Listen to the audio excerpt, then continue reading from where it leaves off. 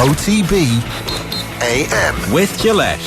Get into your flow with the new Gillette Labs Razor with exfoliating bar.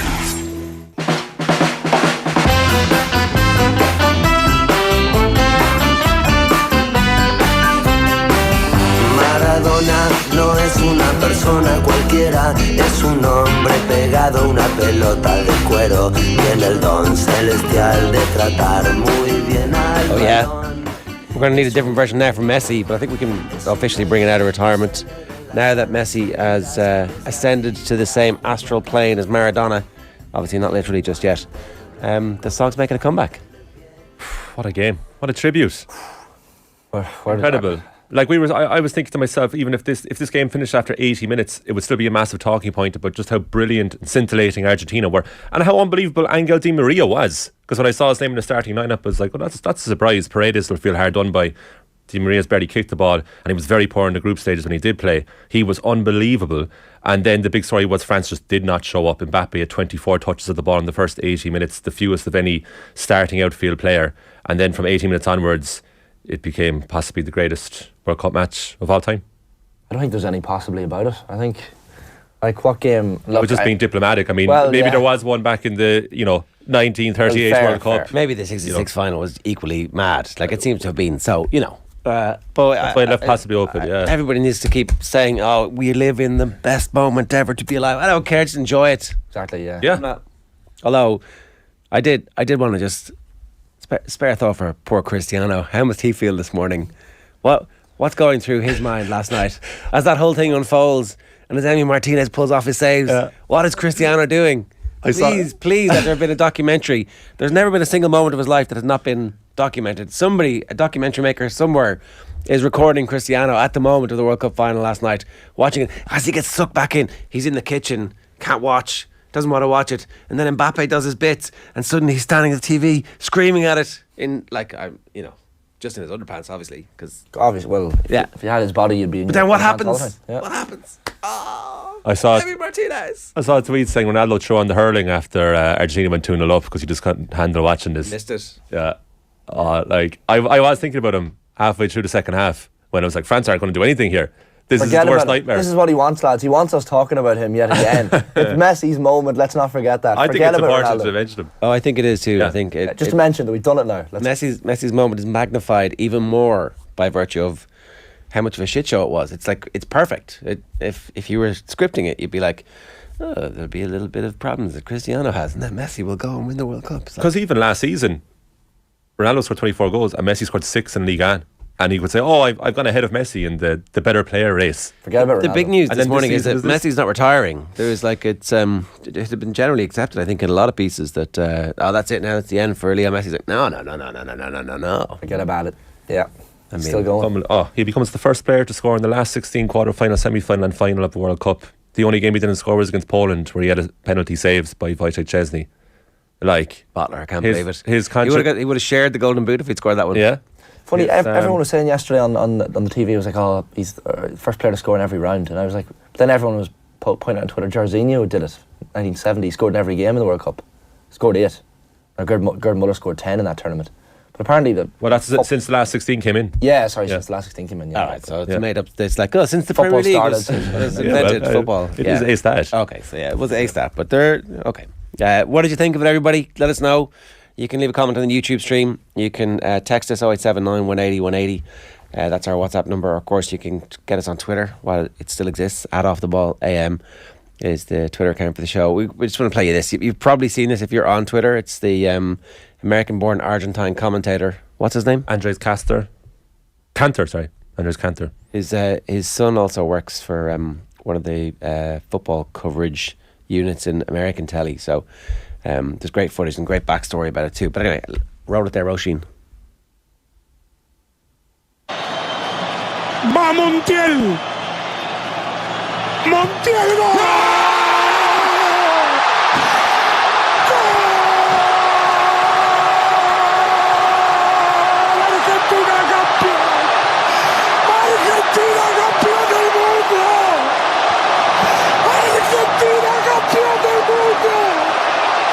Argentina campeón del mundo.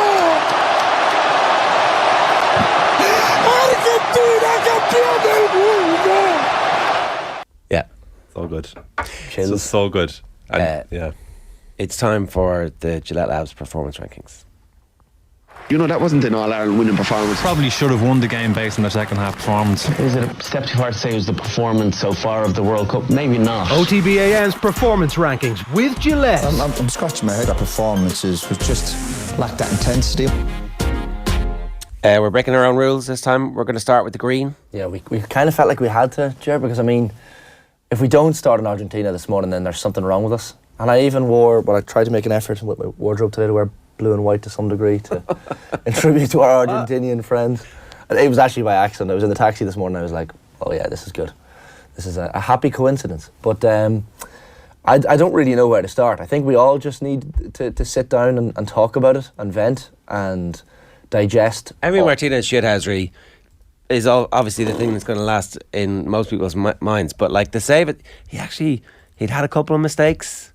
Yeah, he came out and he flapped for a ball that cannoned off his right foot and went back into play when it was still 2-0. And you're like, oof. And maybe he could have a slightly stronger hand for one of the goals. But the save at the end of normal time, at the end of extra time, you're like, Kolo Muani. He's going to be okay. That guy's Kolo Muani's going to be thinking about that for forevermore. And that's why I felt like when he was doing the shithousery during the shootout, I felt a little bit sorry for the French lads. And I wanted Argentina to win at that point. But part of me was like, Emi, don't. Just leave them. Go for it. No, I do it. I think it's one of those things, if you're his teammate, you're like, yeah, brilliant. But if you're against them, you hate him. So he got booked for the shithousery to Chouameni when he kicked the ball away. Martinez, right? Yeah. I've never seen a keeper get a second yellow card in a penalty shootout. What would have happened? One of the players would have had to go in, or would they be allowed to make a sub to bring a sub keeper on? Can't make a sub, I don't think. Yeah, I don't think you can. So but I was thinking that I was like, he can just keep him going here because he knows the ref won't do it. Stick Messi in goals, did he actually get a yellow card? Because I got a yellow card for the Chouameni when he threw the ball away. Yeah, when he threw the ball away, because that was so blatant. So I didn't see the brandishing of the yellow cards. Who was on comms? Jermaine Gina said it in BBC. Got booked. Yeah, it was okay. So, not a great co-com, Jermaine Gina. No, he's not. No, he's not. He just doesn't add. I really wish I could listen to Adi McCoy's, but he's a former five-a-side teammate of mine, Jermaine. Leave him alone, please. Oh yeah, forgot you were mates. Yeah. Let's be easy on Jermaine. No, but Ali McCoy was brilliant. Like, he was slagging England throughout the commentary as well, and a points joking about the fact that he needed to lie down. I think we all needed to lie down. Even at the start of extra time, I was thinking, how am I going to do this for another 30 minutes? And then at the end of extra time, you're thinking, please just don't go to penalties, please continue. Just keep going until it's a golden goal or something. The last 2 minutes of extra time was the most enjoyable watching of any football match. Yeah, but also torturous. It wasn't enjoyable. It was so enjoyable. It was too tense. I couldn't enjoy it. Like, boy, did you want someone to win? Yeah, I wanted Argentina to win. But then, there you go then. When Martinez, like, what? Lautaro Martinez was terrible. Brutal. The header was twice. Yeah. The header was also appalling. The one where he gets caught because he's running in treacle and then almost still somehow gets the opportunity to score, and then oh my god, well, he's just completely shot of confidence. Yeah, he is, but he was central to the third goal. His first touch is beautiful actually in that 1-2, and then the shot is a blistering shot, like, which Lloris could really do nothing about other than save. Like, I don't blame Lloris for parrying it out to Messi, so he was central to that goal.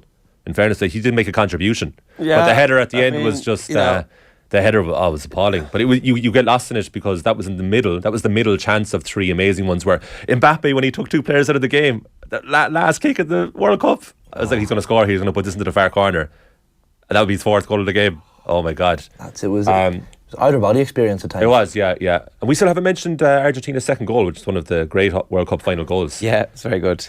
That goal, like, by the end of the game, that Di Maria goal felt like it was in October or November. Yeah. I was like, what was that goal again? Adrian Rabiot's block at 2-0. To like keep them in the game. Upamecano's block. Upamecano did to Larturo. Yeah, he played really well actually. Upamecano was one of the few highlights of it was breathless, breakneck speed, brilliant, and I do feel sorry for France that they couldn't perform when it was. Do you? When it was 2-0 up, because they were shy for 70 minutes, and I like better team won overall probably. I was definitely wondering. I don't think this is just a virus, because they were bad in patches in all their games. Like, they were bad against the Danes for 15-20 minutes. They were terrible against England. They weren't great for ages, and so there's something not quite right. They're just not at it in every game the way they need to be and the way they could be. Well, there's two factors you forget. Going into it, they had huge trouble in the background of the French Federation. There was Philippe Leclaire was on saying like, this is not a happy camp. And secondly, they were missing several key players. So I actually think they did really, really well to get as far as they did. When you were saying that they were bad in other games, I thought they were quiet against England, for example, but I thought they were outright poor for 80 minutes of this game. Like, it was shocking to watch. Yeah. Well, Ousmane Dembele in the first half. Well, it wasn't just Dembele. It was he stood out. There was a load of them. Well, Griezmann was terrible. Hernandez was terrible. Like Theo Hernandez, lucky, to stay on. He made the two changes. What, 40 minutes? 40, yeah. But even that felt like a bit late. You're like, this is. Well, I still thought it was shocking to have two subs made tactically in the first half of World Cup final. I still think could have feasibly took Dembele off after 20 minutes. Like, yeah, I think Dembele had played so well. You're hoping that he's gonna totally, maybe, totally play himself into a bit of form. Antonio Valencia, 2011 Champions League final, same thing. He had a great season, a terrible final, and that was striking. Resembled the same area of the pitch too, right hand side of the attack. But it was his very first touch. Dembele like fumbled it out of play, and then beaten by Di Maria, and then fouled him. And then there was another opportunity where he was skinned again, and he just looked overawed by the occasion. Giroud was just very quiet. Yeah. When you were saying Griezmann was terrible, I just thought he was ineffective, just really, really quiet, same as Mbappe. That's why I think certain players stood out, like Theo Hernandez and Ousmane Dembele stood out for being outright poor in the first 40 minutes, whereas the rest of them were just let the game go by them. But you do, at the same time, have to acknowledge how brilliant Argentina were. Like, they rose to the occasion, because the 2014 World Cup final against Germany, they didn't have a shot on target in the entire 120 minutes. And you know that was in their minds, certainly the players involved 8 years ago. Don't let this game pass you by. Can you imagine the pre-match team talk? And when they were coming out in the tunnel, I was thinking, geez, maybe Argentina do want this more. Yeah. It's hard to go again to retain it, as we've seen 1962 the last time. Can you imagine the comparison between the pre-match talk in the dressing room for France versus Argentina? Argentina was so easy. It was like, this is Messi's last chance, let's do it for him. But before the anthems, like, you're looking at Mbappe and Messi trying to gauge who looks up for it, but they both looked completely clued in and up for it. Calm as well. The French anthem was spine tingling. It was. Both of them were actually. Yeah. But we know. But I'm saying we know Argentina because they showed it on the pitch that they were well up for it. But when you match like France's anthem and the players' passion for it and how loud it was, considering they were vastly outnumbered by the Argentinian counterparts, versus their display on the pitch. Yeah, chalk and cheese. Was it that second goal? Was it the second goal, the Di Maria goal, where Martinez kicks the ball out, the ball's in the air, and you see Lionel Scaloni on the sideline really gesturing and getting the players before the ball, while the ball's still in the air, and you're like literally seconds later, that Messi touches the ball on, that leads to the counter attack that ends up in the Di Maria goal. But they just seemed so up for it, Argentina. Yeah, and France were the complete deflation. Yeah, the force of will. But there's so many mini narratives, like Messi gave the ball away for France's last equaliser. You know, that's the one thing. And then Montiel handled it, and then in the 118th minute of the game, and he was the guy who struck the winning penalty. They won it 3 times and then lost it, nearly lost it each time. That's why I thought, we were saying earlier, I was chatting to Phil Egan, and I was like, I actually did fancy France in the penalties, despite the obvious stats staring at me, which is Martinez is fantastic in penalties and Lloris isn't. But I thought, like, Argentina are heartbroken here, because like you say, Shane, they've lost it twice. I do think though that Martinez's save electrified them, like, because it's the last thing that they're going to remember, apart from do you think? Apart from the Leclerc. But the Martinez chances after that. I know, but still, like, nobody expected him to score. They didn't. I did. When it came in, his teammates knew he was not. He was not scoring that. But they all knew that Emmy is the man, and so that would have been Troy Deeney. Like, cause it was literally amazing. Seconds later. Yeah, it was just. I didn't expect Lautaro Martinez to score either, but like, you're thinking at that moment. I thought he was going to score. He was crucial to the third goal, lads. We're overlooking that. He played a huge part in that. Okay, World Cup winner. But he was like, that's good. I'm saying it because it's true. Okay, whatever. He's not getting. How smart was Martinez for the penalty, because he was way off his line when he saved it from Coleman, but he started behind the line, so he had a trailing foot just behind the line, so he was able to pounce out, which is a really clever use of it. Like, he could give a lecture on how to save penalties. I think it's more 55-45 in any team's favour in a shootout when you have someone like Martinez. I know penalties, they're not a lottery at all, but if you have a goalkeeper like Martinez, Lloris is hardly a common penalty saver. No, he doesn't fit. He dives too early. Yeah, he does. Like, but Martinez's confidence goes way beyond his CV, doesn't it? He just carries himself so well. Like, you're proud of him? Absolutely. What are you? He's amazing. Yeah, but like, there was like stats like 10 years ago. Beyond the CV, he's one of the best goalkeepers in the Premier League for the last 4 or 5 I know. seasons. I'm just saying, on paper, the teams he's played with versus the confidence of the man. It's like he carries himself like. He uses Golden Glove as Real Madrid as a phallic He did, yeah. Symbol. Dominance. It was definitely Vardy he didn't get banned for calling FIFA corrupt. Yeah. After the Holland game. Was amazing. I think that's actually my favourite post-match interview of anybody ever. Because he got away with it. I realised I started the show again. No, he didn't stop saying it's the greatest. That was the greatest ever post-match interview, where they're trying to bring him back to live in the moment of just having won the penalty shootout, all-time great penalty shootout saver against the Dutch and the shithousery. But he's like, no, they were having none of it. I never loved anybody more than in that moment. And then just to be like, yeah, look at this, look at my giant golden glove. Yeah. Look what I'm doing with it. Yeah, the photo with the I had Qatari considered throwing on for the images that we have to show this morning, but I said I'll leave it out. It's too Everyone saw it. I'll leave it. No, you got to luxuriate. So we're reliably informed in the YouTube comments that one of the Ireland underage keepers got sent off for coming off his line in the penalty shootout. I do remember that. Okay. But yeah, vaguely. Irish eyes there, yeah, commenting. Yeah, okay. It did strike me when he got booked. I was like, what's going to happen here? Because he's not going to stop doing what he does. That's his thing.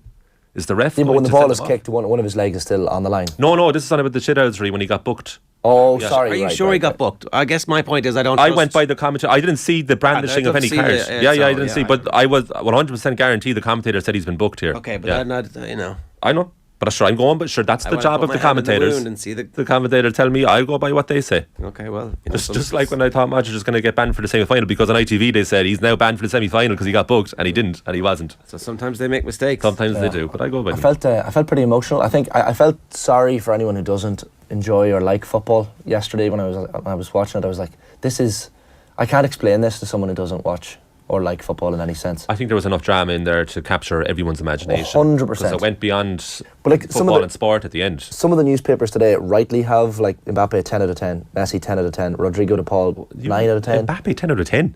Performance-wise?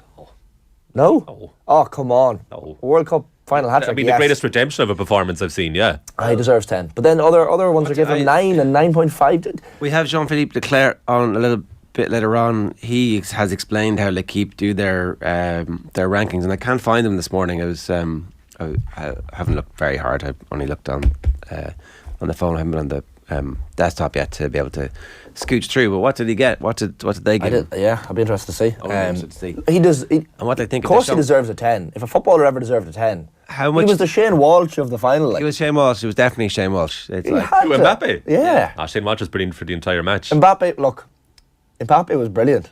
Look, it doesn't matter. Forget about the first.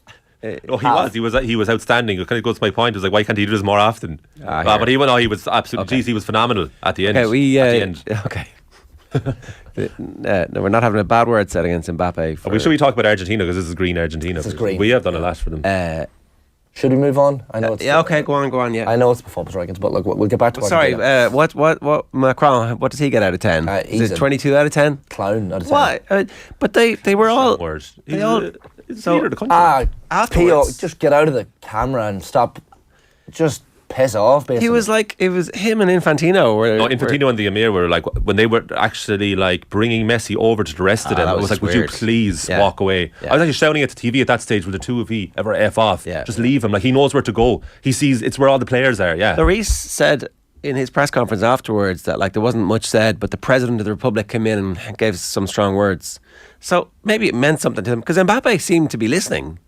No, he was like, this is my president, I have to listen to what he said. Yeah, he was. Please leave me alone. I go with Shane. He was looking away. But no eye contact being made. 3 separate times. Pat him on the back and walk away. Well, here's the thing. They met on the pitch. I'm like, well, that's a bit weird. And then they meet on the podium when he's getting for the top scorer. When he's getting the golden ball. Yeah. And then it gives them the loser's medal. Yeah. But each time they're having a chat. Like, it wasn't cursory. It's because he's on camera, Macron. He knows. I thought Infantino was far worse than Macron. There's footage of Bertie and Roy Keane at the airport. The airport, yeah. Heading out. Well, the big it's not the same. The big Sopranos looking guy beside Macron was the Argentinian FA president. The Argentinian president didn't go because he thought he'd be bad luck. He was the head of the Argentinian FA, I think. But he was understated. He was like, I'll just hug the lads. And Peter English in the comments has pointed out that Martinez was booked. It shows on an app, and I've watched said app, and it says it here. Yeah, Martinez booked. It says on my score. Yeah. All right. Okay, right. We'll get to the rest of them. We're obviously coming back to the World Cup within the performance rankings as well, but we will move on to the other. Macron is like the Irish TDs are at an electric picnic when they get into the VIP area, says Miguel on our comments. Jesus, not far wrong. No cameras though. No. The other green should deserve a very, very good mention. While the match was ongoing, there was a game in Croke Park as well, but the game I want to mention is Dunloy. Dunloy deserved to be in the green because what a performance from them yesterday to beat St Thomas's of Galway by 4 points in the All-Ireland Senior Club Hurling semi-final. Prior to yesterday, Dunloy had only once won at Croke Park. That was the 1996 club semi-final against Kilkenny's Glenmore. Who was their top scorer that day? Gregory O'Kane. He was the manager yesterday. Right. It's all kind of come around. It's all full circle. Missed a penalty in the first half as well. Like, it wasn't a fluke at all. And St Thomas's spent the last 10 minutes lumping the ball into the massively congested penalty area. And just didn't have an answer. It was towards the end. Like, cut it back to 2 with 6 or 7 minutes left. Dunloy get the last 3 scores. Well deserved. Like, it's not like a flash in the pan performance for Dunloy either, because no smash and grab. No, definitely not. They were brilliant against Loughneel in the Ulster final a couple of weeks ago, and St Thomas has had the extra week, I think, to prepare for this match. So you can't blame tiredness. But St Thomas has looked the more tired of the two teams towards the end of the game as well. I mean, serious resolve.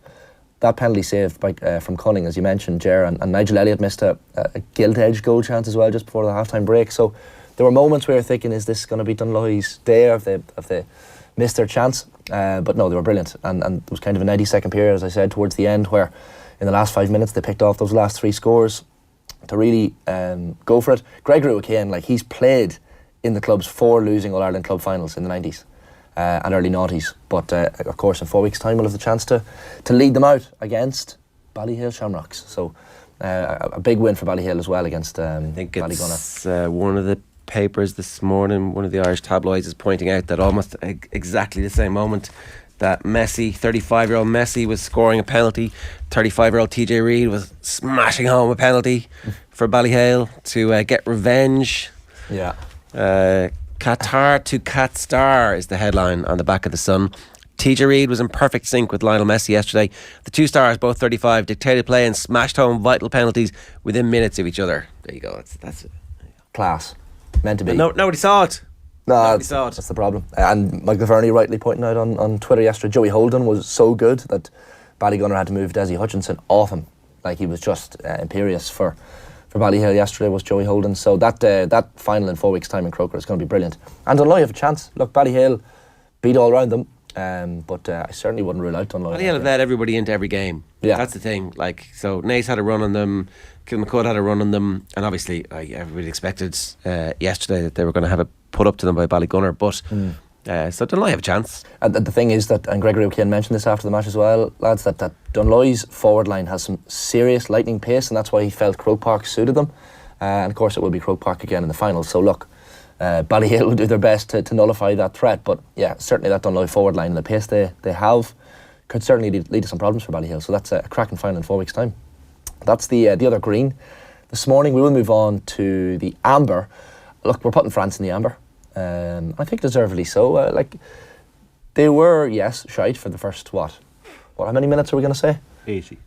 80 minutes? It was 79th minute was the penalty. Yeah, fair enough. Look, we'll go with 80. But Mbappe, as we said, the Shane Walsh of the final, came up with the hat-trick, came up with the goods. The 2 penalties were just cool as you like, and then the 3rd penalty, of course, in the shootout. Rightly stepping up first in the shootout, unlike Neymar. So didn't. In fairness, it was interesting, wasn't it, that they both stepped up straight away? It had to be done. Also, Messi's penalty shootout penalty. What? Oh, so my relaxed. God. Like, just trickled in, by the way. It did. Like, there was enough time for Lloris to go, maybe if I just turn around here, I might be able to. Nearly enough time. Yeah. I think Lloris was thrown by how outrageous the penalty was, wasn't he? Because he stumbled a bit. He was like, what? It's only there. He was embarrassed by it. There was the moment on the sideline where Olivier Giroud is backing his bib down, and he's so pissed off being taken off. But I think the way the game panned out then, from that point on, vindicated what Didier Deschamps did. He made the changes when he had to. Mm-hmm. I mean, they came back into the game, albeit it took until, as you said, the 80th minute to do it. The kids are okay as well. Kolo Muani played brilliantly. Turan was very good when he came on. Although he got a verbal lashing off Deschamps at the end of normal time. Did you see that? It was very aggressive. He laid into him. Very aggressive. I don't know if it was for the dive. I haven't found out what it was for, but he absolutely laid. I think it was something more tactical than the dive. don't think he would have minded a dive, would he? Because there was a chance he would have got a penalty. I don't know. I think it was more tactical. Kingsley Coman, very effective off the bench as well. Yeah, they're going to be all right, aren't they? That's the thing. When I was thinking that at the end, I was like, sure, Mbappe turns 24 tomorrow. So like this crowd can go for another couple of World Cups. Yeah. Whereas it did feel like it just felt like Argentina's time, but I was still so shocked by the first 80 minutes of France's display. Yeah. And I did think, look, this is reminiscent of Brazil in the 1998 final, like that there's something going on. Something off here. Yeah, and I was like, oh, they must really be ill. This is like Spurs last day 2006 food poisoning stuff, but like no, Didier Deschamps came out afterwards and said the players who started were 100% fit, like no excuses. And Upamecano, who missed the semi-final through illness, like he came back in and was excellent. And Konate was Rabiot was excellent. Sorry, Rabiot was good. Upamecano was excellent. Konate was unlucky not to play because of his performance in the semi-final, but then I guess Upamecano he's their guy. He's always in the team. Felt so sorry for Coman and Tchouaméni. Oof! I've got the L'Equipe ratings. Theo Hernandez. What do you think? 2.5. 3 out of 10. You've got it there, do you? I guessed. The 0.5s. This is the. We've got none of the 0.5s. It's all whole numbers. Yeah. Right. Right, Mbappe, come on, keep me in suspense here. Mbappe did not get 10 out of 10. 7. 7. Let's see. Is that your opinion or what you think? What I think. I'm sorry, I don't have them written down. Okay. Well, we can ask the man himself, I'd say, when he comes on, but I would imagine I saw they would have given him, I'm talking L'Equipe standards, they probably would have given him 7. Yeah, fair. Not fair I'm not. Listen. You'd have given them 7. No, I would have given him not rated. Not on long enough to be rated. Giroud and Dembele. Normally it's a sub. I was going to ask you about that. Sorry, so Kylian Mbappe scores a hat-trick in a World Cup final and you'd give him 8 out of 10. I'm going by his own standards. What are you taking the 2 off for? His first 80 minutes. He had 24 touches. Yeah, but is a game not on the? Is there not more weight given to those moments that matter? He is those last 10 minutes, the extra time, the penalty shootout. I'm rating him by his own ability. Like he's as in a victim of his own success. I just thought, look how amazing you are from the 80s. You're rating him as if you're blind. You absolutely destroyed the opposition when you wanted to. But where were you for the first 80 minutes? Killian, he was incredible. He scored a hat-trick in a World Cup final. I think Mbappe is unbelievable. But I was like, where were you for the first 80 minutes? Why couldn't you do this? I think if you want to be the absolute best of the best of the best, that's what you have to do. And for 80 minutes, I was like, this guy, Damien Duff is right. This guy can't lace Messi's boots. And then from the 80 minute onwards, he was like, wow, the penalty, well struck, that's what matters. Went in. Yeah. And then he nearly won it for them at the end. And the volley was ridiculous. We're forgetting about the goal from play as well. Yeah, I thought Martinez could have saved it, but it was a great volley. It was a very good volley. What has Kylian Mbappe done to you, Colin? No, I'm his biggest fan. I would say, why can't you do it more? I would have high standards for him because he has something that no other forward has, and I would like the most talented forward of our generation to showcase that more often. That's all I'm asking from him. Ger, what are you giving out of 10 for Mbappe? You got. I mean, keep giving him a 9, which means it's 10 for everybody else. Wow, right? did it's like, okay, fair enough. Sorry, he got. It is fair. It is. Still think 8. Messi got an 8. Di Maria got an 8. Messi got an 8. Yeah. I thought Di Maria was the best player on the pitch from when he was on the pitch. 63 minutes. I still think. I still think Di Maria. Like, I'm amazed he scored the goal. Amazed that he didn't somehow manage to. He had a right footer that hit the corner flag. I thought he was really good when he was on. Really good. I was always. The only moment of the day where I wanted Argentina to lose was when Mbappe, when the penalty at the end of extra time is conceded and then it's scored and Di Maria is shown in the dugout crying, and I'm like, oh, I'm feeding off this. I got a strange sense of joy out of watching Di Maria cry. I felt sorry I felt bad about it, but one opinion that I saw lads made about France was that they were on the easy side of the draw and that they were eventually found out. I mean, because they didn't really impress, akin to 2018 throughout the tournament massively. They weren't a standout performer. You wouldn't have said, oh, this is the team. It wasn't like Spain in the group stages where we were like, Jesus, this could be brilliant. But look, all right, we've got like 2 minutes left. Okay, we'll rifle on to the red. We'll start on, what are we starting on? Qatar. I mean, we can't forget about the fact that this World Cup was a World Cup in a place at a time where we all felt a little bit bad about it. Did the sports washing work? Absolutely. Did we talk about it much over the last few weeks? Not really.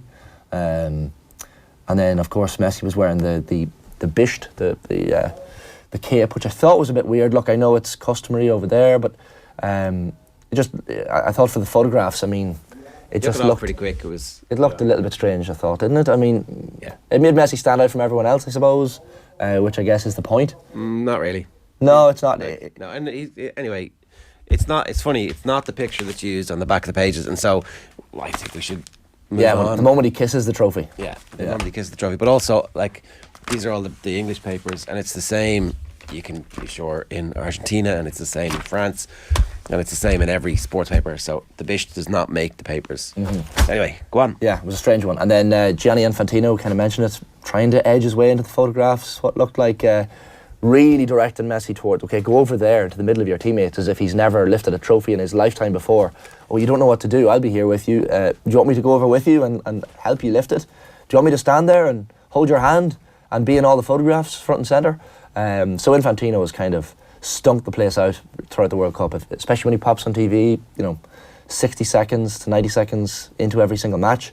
So we can't forget the darkness behind this whole World Cup, and I don't think people will. I don't know if the sports washing worked. It worked in the sense that we weren't talking about anything but the football, but I think in terms of wanting to make people go to Qatar, I don't know if Qatari tourism will benefit massively from it. Not sure it's about tourism. Is it not more about being able to buy and sell fighter jets and transfer billions as opposed to the thousands that they're going to make from tourists? Yeah, it's quite probable that that's what they wanted. But yeah, it just leaves a bad taste. And I think now that the World Cup's over, we'll probably look back on it more with a little sense of what the hell was that all about. What else in red? Yeah, the other piece in red this morning in the performance rankings is the EPCR, because Ulster Rugby, their game against La Rochelle, well, I mean, Kingspan Stadium in Belfast at the weekend was ready for a match. That's according to Dan McFarland.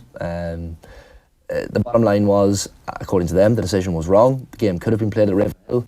Dan McFarland said, "We've got to remember, I've been involved in European rugby for more than 20 years.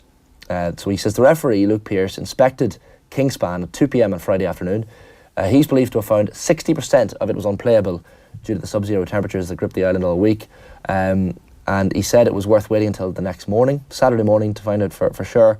And they said they couldn't rely on weather forecasting because they had to make the decision early. Ulster fuming, of course. They end up losing the game. Brilliant comeback, but end up losing by 7 points, 36-29. Toronto O'Gara's La Rochelle, they pick up the 2 losing bonus points, having trailed 29-0 at the interval as well. But yeah, the counter-argument is the TV broadcasters and the media and people who needed to get to the game needed a bit of time to prep and get down from Belfast to Dublin and set up and all that crack. Supporters, of course, need that as well. The Ulster fans didn't get to see it. It felt like a COVID match, no atmosphere, no crowd, no fans. And I know there's security issues there as well.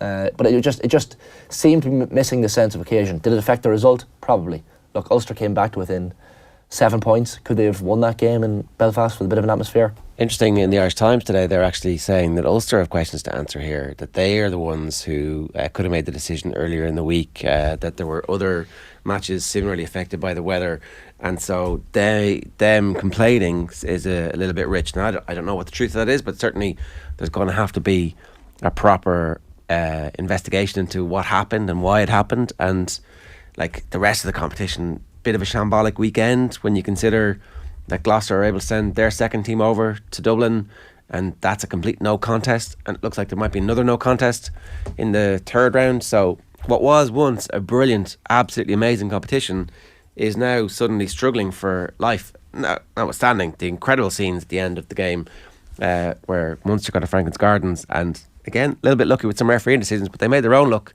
in other ways. So we'll talk about that a bit more with Quinny later on, but bit of a shambolic weekend, all told. Yeah, decision making, I think, should be in the red here by everyone involved.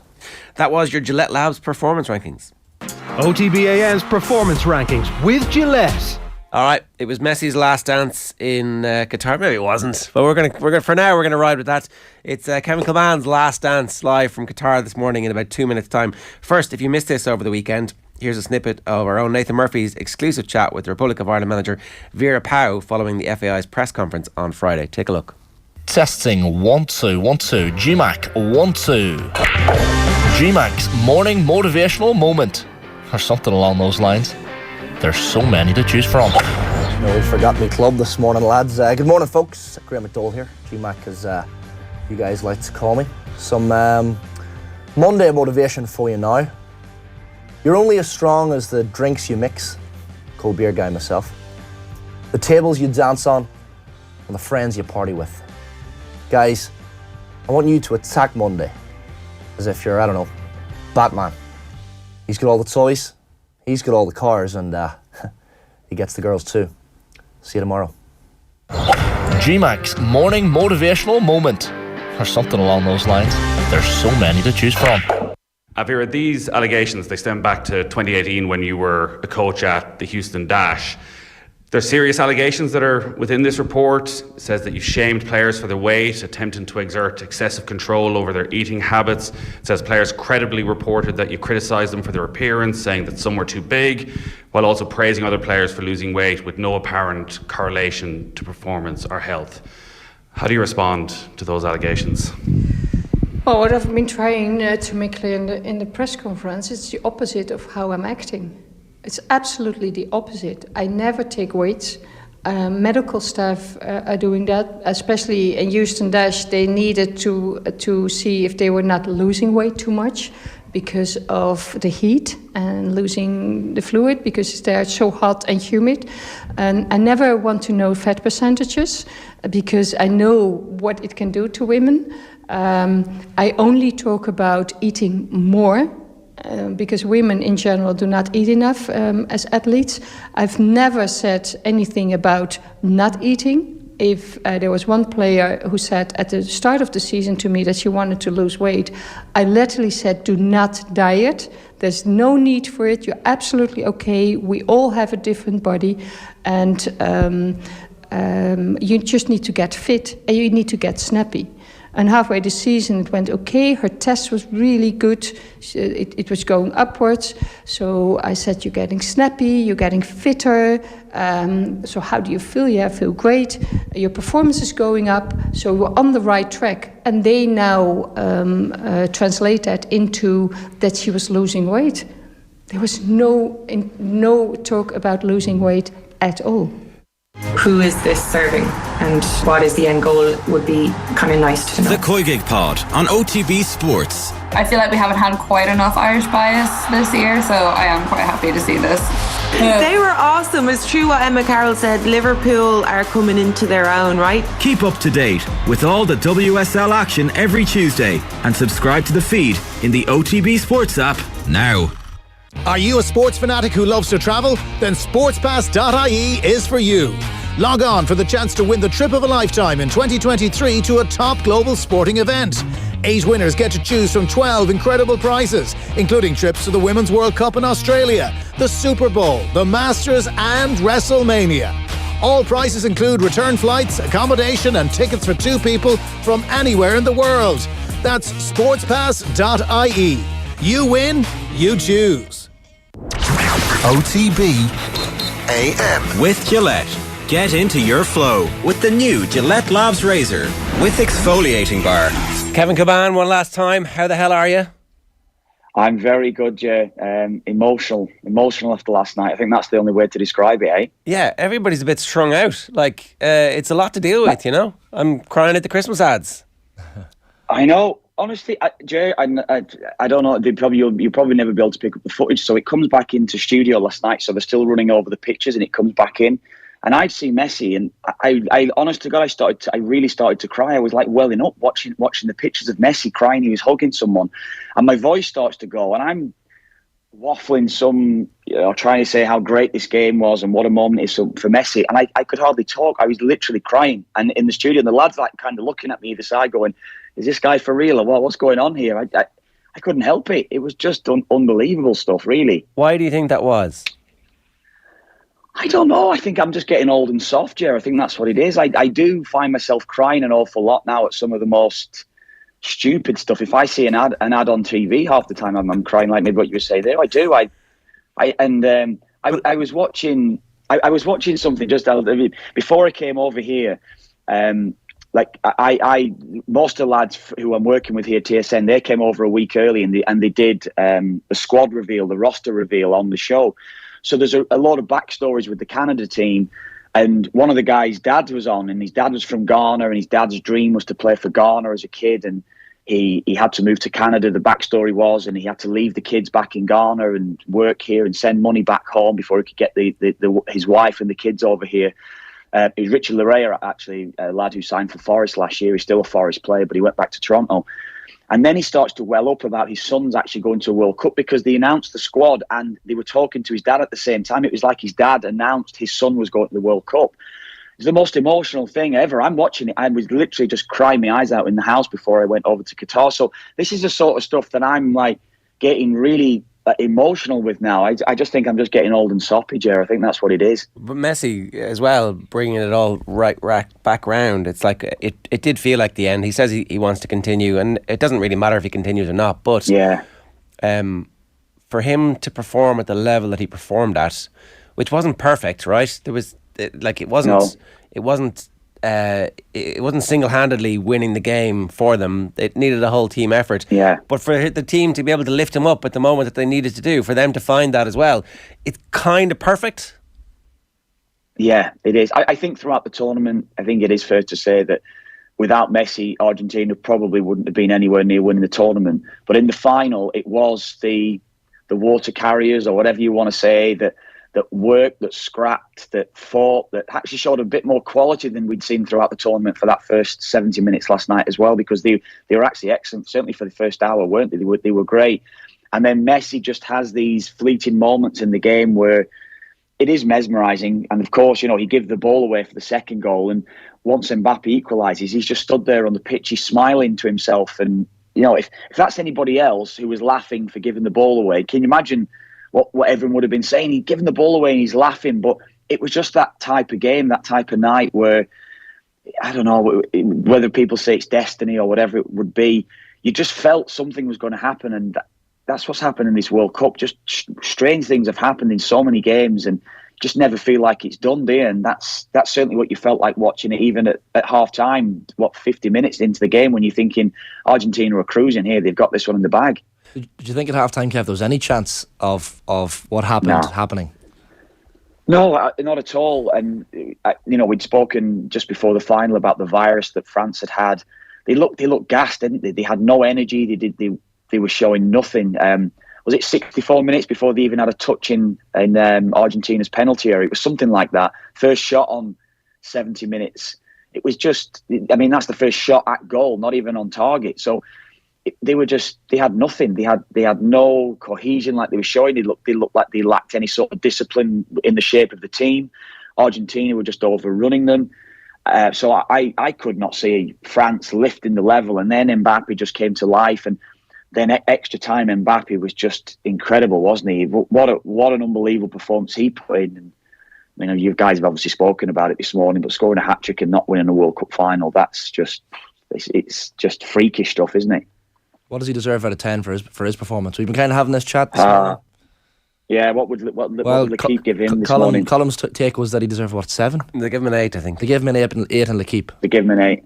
You can't say he deserved a 7 because of, I know he was really poor, maybe, as I said, for an hour, 70 minutes, but his extra time performance and Kingsley Coleman come on and just changed the game. L'Équipe gave him a 9. L'Équipe gave him a 9, sorry. Yeah. Column said he didn't give him a 7 either, to be fair. Did he not? He's even to backtrack now. It's typical Column, isn't it? But no, but it has to be up there with a 9. He scored a 9. Yeah, sorry, he scored a hat-trick in a World Cup final. It's got to be a 9 or a 10, hasn't it? Yeah, I think so. I think a hat-trick in a World Cup final, it's like a 10. It is. It's really... Yeah. Even if you're shite, you're still getting a 10 because he scored a hat-trick in a World Cup final. Agreed. I know. That's it. That's exactly what I think too.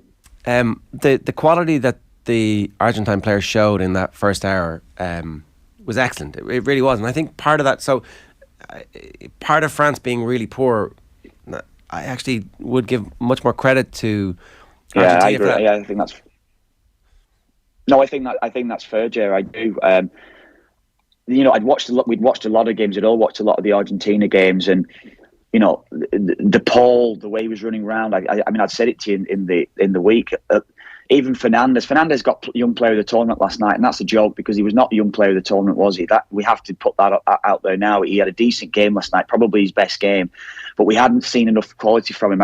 I know he scored that brilliant goal against Mexico, but there were times when he was very poor in possession, but it was about the work rate of getting the ball to Messi. De Paul, as they said, so many errors, I think, throughout by various people. Otamendi, who actually had a nightmare in letting France back into the game last night, actually had a great tournament. He had a brilliant tournament, Otamendi, and I never saw that coming from anywhere. And last night, he was back to the Otamendi that we probably know and love over the years.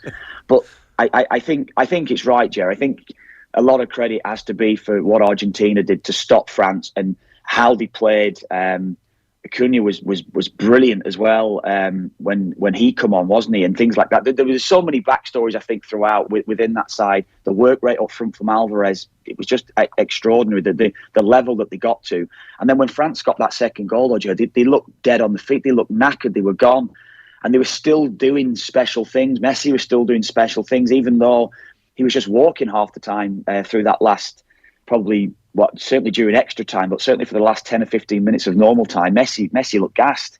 How did you feel, Kate? Like those last few minutes of extra time when you have the Kolo Muani chance save by Martinez, you have the header then from Lautaro Martinez, which was just brutal. But like it all happens. Like I thought I was going to have a cardiac arrest. Yeah. I'm in the prime of my life. I don't know how you lads felt. Oh, I'm not in the prime of my life anymore, Shane, and I felt exactly the same thing. I mean, is that the greatest save of all time? That save from Martinez, just for what was happening with the context, in the game, maybe, yeah. The context of it all, and I wouldn't be one that would be great on goalkeepers half the time, but and at times he's made mistakes. At Martinez, he's not been great at times, but he's made big saves in penalty shootouts. He gets the goalkeeper of the tournament. Again, he wasn't. Livakovic from Croatia was outstanding, I felt, throughout. He should have been the goalie of the tournament, and so should Gvardiol been the young player as well, in my opinion. But that, they did it in that big final, on that big stage, and maybe going back to what Ger's saying earlier with Mbappe, he's done it in a World Cup final, so you give him a 10, regardless of how they've played throughout. And I think, all these guys that we're speaking about here, and Martinez making that big save, it was just watching it, Shane, I was up and down through the whole 20 minutes to go when it looked like the game was dead. I couldn't stand still. I couldn't sit still, should I say. I was up, down. I was moving around. I was getting stressed. My palms were getting sweaty. And for all that I remember, as I said earlier on when I've been on the show with you, look, Maradona in '86 was my first real World Cup memory, and I remember it now. Surely to God, every kid that watched that game last night is going to remember this game for the rest of their lives, and it's got to have an effect on them. It has to, because of what happened. I think there's a lot of that in it too. It's a year since Maradona died, and Messi crowning the career that we've watched for the last 17 years, 18 years since he's been a kid. For him to get the fulfillment in the last moment, literally the very last second at the end of the tournament, there's too much emotion. And it's Christmas time. I know. It's like, it's a lot. It's a lot to deal with. I'm away from home, Ger. I'm missing the family. There's a lot to deal with here going on. I've been away for a long time, and the stress of it all, Jesus. I've not been able to get out and even have a drink too much. There's been a lot of stress going on in my life, Ger, Yeah. It probably was. And then you know what? And I have to say this. Then for the ceremony, the presentation ceremony, the way that it was, to be ruined, Infantino, as anybody else just screaming at the screen, get off the TV, get away from it all, because it was an absolute joke, wasn't it? And I'm watching him going, oh my God, if anyone's going to ruin it, it's you. You've just ruined this perfection for 120 minutes. It was just perfection in the tournament half the time. And I was actually talking to the guys here as well. A lot of the guys around us, the crew and everything, have got a lot more experience of North American sports and things like that. And I was going, he should not be giving the trophy out. There's no way, Infantino. They went, well, who else is there? He's the president. He's got to give it out. The MLS guy, Don Garber, he gives it out. And I couldn't really remember, to be honest with you. They were saying, even in the NFL, that the president or the commissioner, He sometimes even gives the trophy to the owner of the franchise without even giving it to the players. Always the owner. I mean, that is an absolute joke, isn't it? And I didn't know this. I honestly didn't know this. I've probably not been around enough to maybe, if I've watched the Super Bowl, to really watch the ceremony properly. And I'm watching this, and I mean, if ever there's a moment to make it all about me, that's what Infantino did last night. And if he can't be aware enough to realise how bad he looked on TV last night, God, I was screaming at the TV, get off the TV, you. Honest to God, he was just a joke, wasn't he? Yeah, And here's the good thing, though. None of the papers have him in any of the photographs. So when the press clippings come in today to the office, and show me how great I look. He's not in any of them. It's all Messi. It's all Messi kissing the cup and then hoisted on the shoulders the same way that Maradona was on the field afterwards in Mexico in '86. And you'd hope that every picture now, the legacy, of course, from this World Cup will be Lionel Messi. That all the footage that we see will always be of Messi with his teammates lifting the cup and holding it round his kids and whatever, being put on the shoulders of Sergio Aguero, being carried around the pitch, whatever. This is what we want the pictures to be and the footage to be, not Infantino, trying to even get onto camera as long as possible while he was pushing Messi towards his teammates to lift the trophy. It was just, if ever you want to steal a moment, oh my God. What else is going to stand out for you as a memory of this World Cup? I don't think we're going to get. I don't think we'll ever get away from. My memory of being here will be.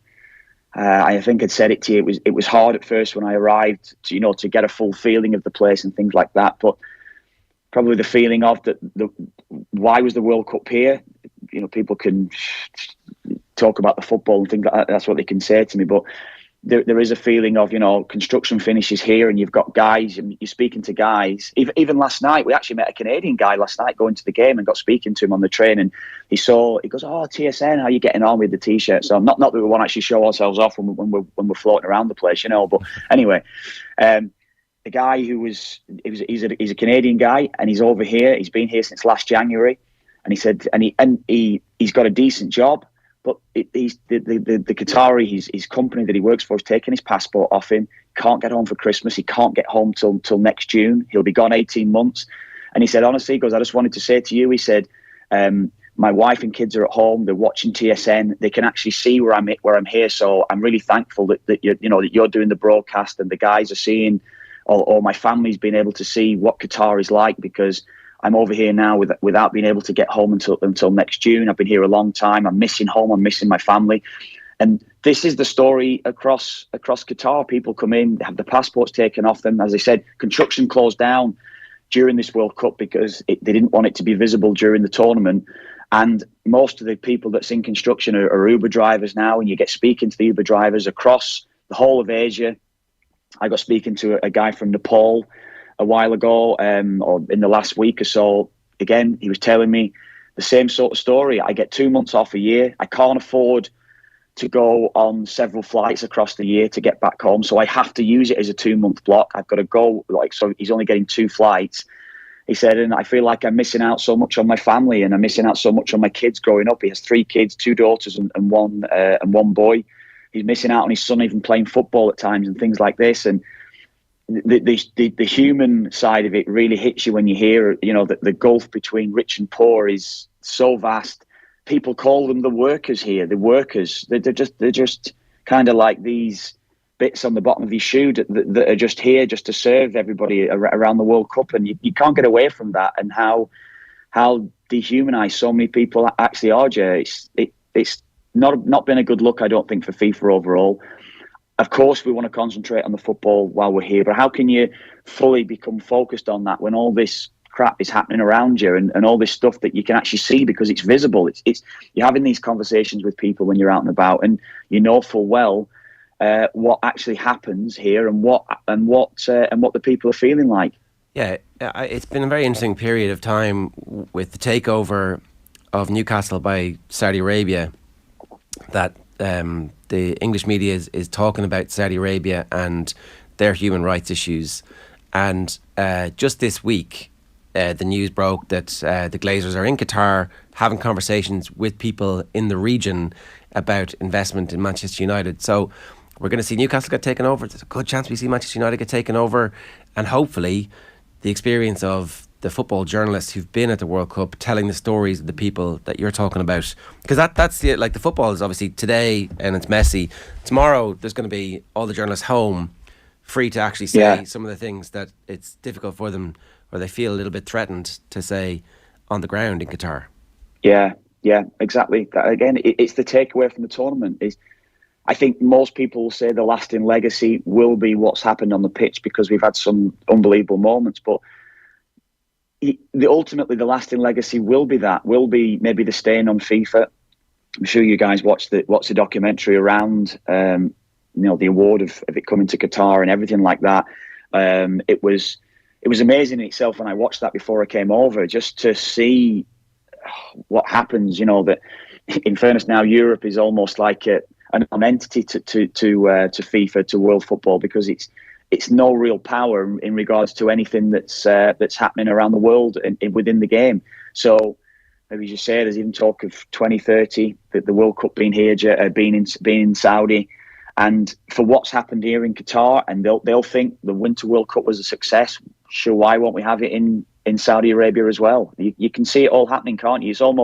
It happens before your eyes before it does, because that's what happened with the awarding of the World Cup coming out here, and to Russia as well. Don't forget, it happened before our eyes, and you're watching disbelief, but you're preempting. You know what's around the corner almost.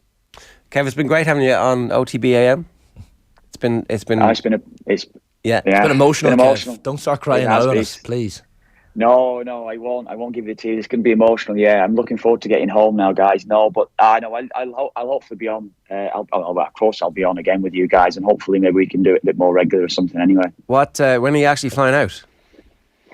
I'm flying out tonight. Well, it's the early hours. I think it's just after midnight tonight. So what time is it here now? It's 11:30. So 13 hours or so.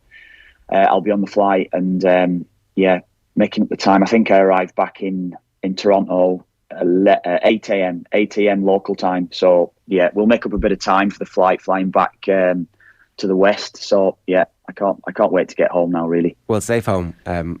Privilege talking to you as regularly as we have done, and I'm really looking forward to doing it again. Cheers. Lovely. Thanks, Ger. Thanks, Shane. Thanks very much for everything. Thank you. It's Kevin Kilbane with us live from Doha for the last time this morning at 8:26. OTB AM, brought to you live each morning by Gillette Labs, for an effortless finish to your day. Let's go to Paris. I'm delighted to say we've got Jean-Philippe Leclaire of L'Equipe newspaper with us. Jean-Philippe, we say sorry for your trouble in this part of the world whenever there's been a bereavement. Thank you very much. Yeah, and, it's always nicer to lose a World Cup in the summer than in the winter. I can tell you that. I mean, at least you can go outside and enjoy the beautiful weather. But when you lose a World Cup final like this in the middle of the winter, I mean, it's even more gloomy and even more depressing. So the atmosphere in France this morning is terrible. Well, yeah. Traditionally, in the aftermath of a defeat like this, in most football cultures, there is a scapegoat. There's someone to blame. It's difficult to know exactly how to respond to what we saw from France yesterday, because they were terrible, and then they were amazing, and then they were unlucky a little bit at the end. So what's the truth? What happened? I mean, as usual, we kind of blame the ref, but I'm not exactly comfortable with that. I don't think it was the main problem. For me, the main problem was tactically. I think we lost the game in the first 20 minutes. We were so bad, and we couldn't adjust to the fact that it was a bit of a surprise that Di Maria was in the starting 11 of Argentina. And I think we couldn't adapt to that. There was so much space around him. He could do pretty much what he wanted on his wing.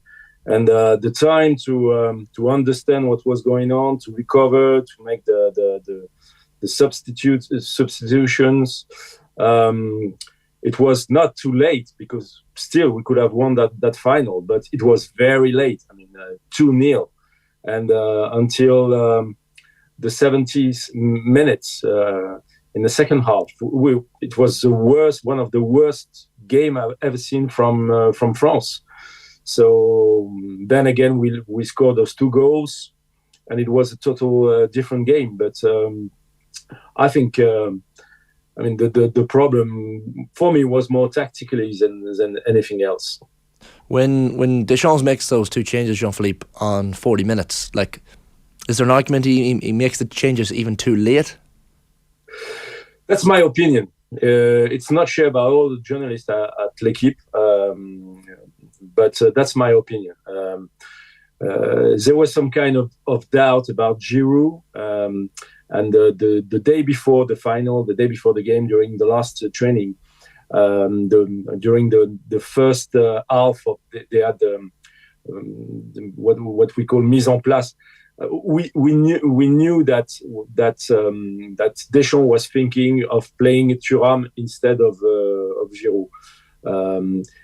He stick to his first 11, to the team that played right from the beginning, the same starting 11, and we can understand that. But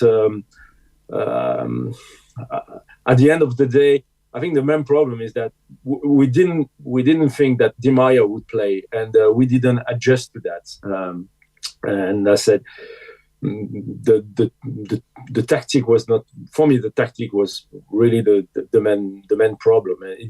And what did Kolo Muani and Thuram was good, but we had to wait for the second substitution near the 17th minute when Coman and was the second one, Coman and Camavinga.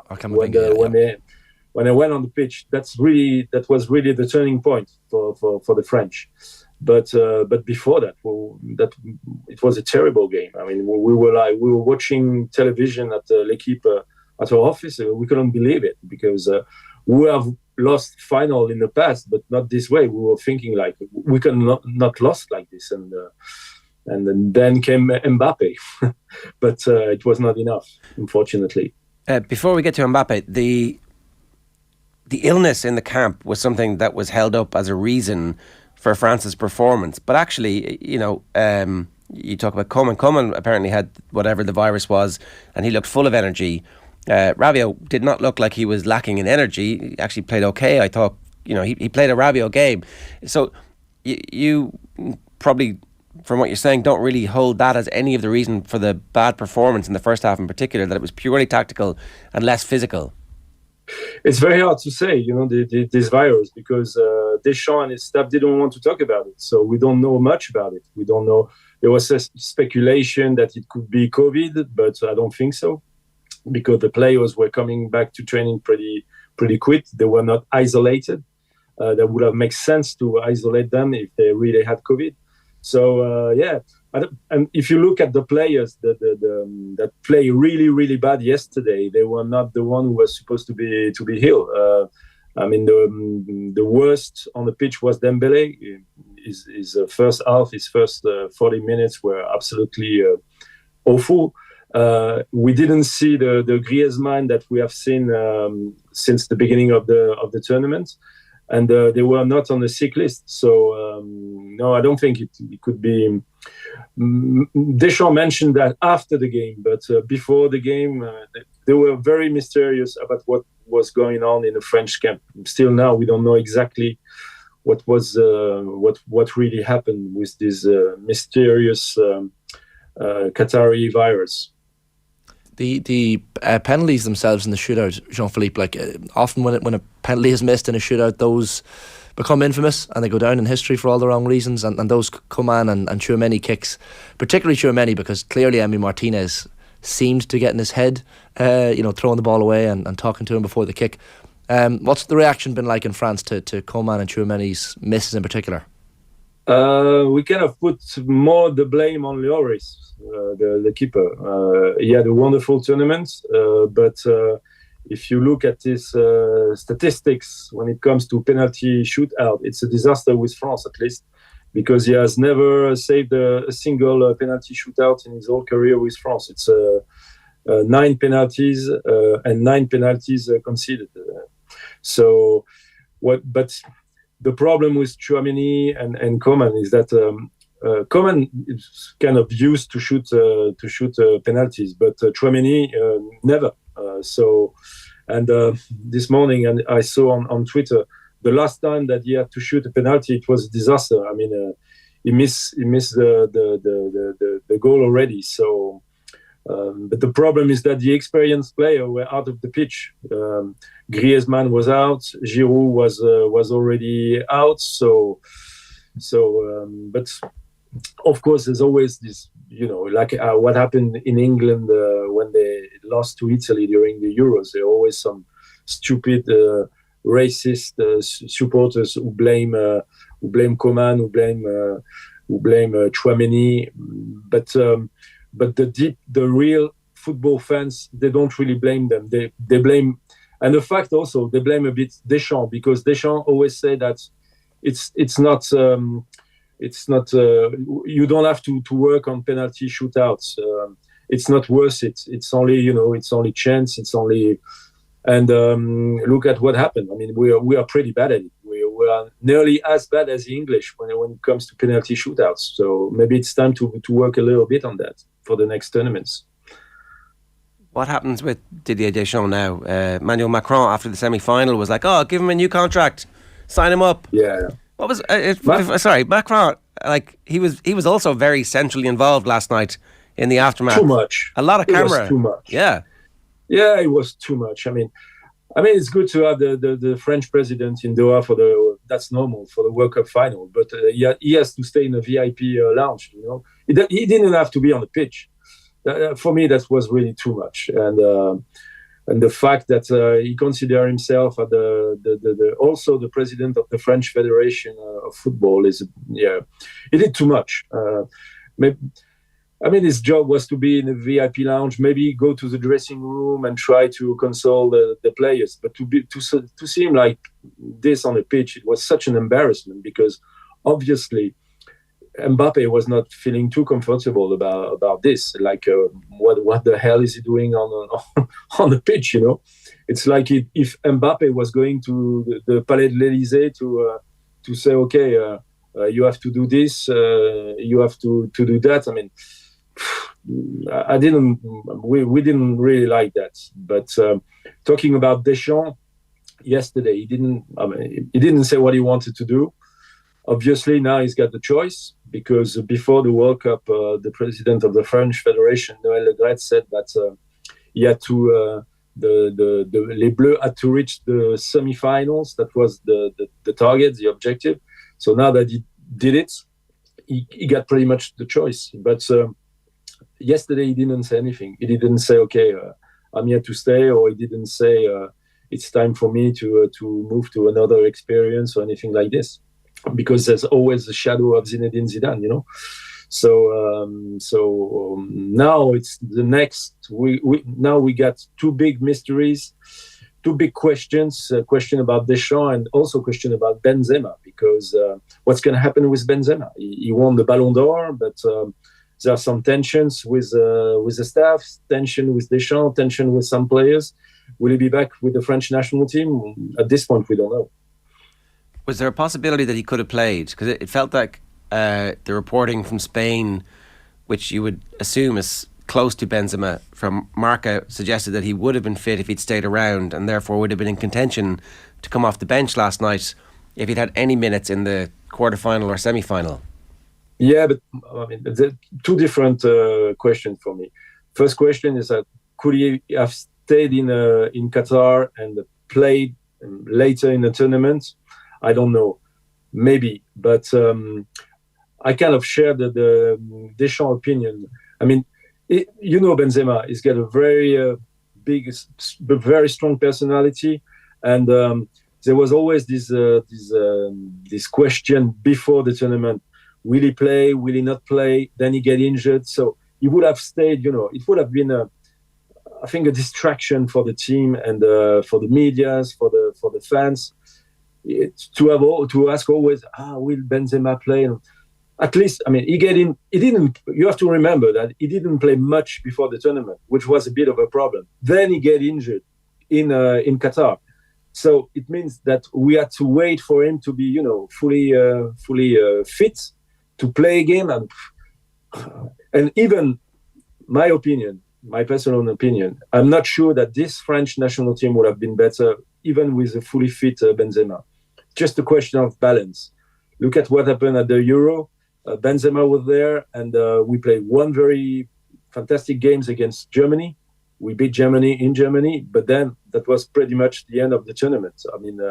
We really played bad with Benzema. Then we won the Ligue des Nations, and Benzema was there, but it was a kind of a miracle that we beat the Belgium, for example. Even the final against Spain was a kind of a miracle.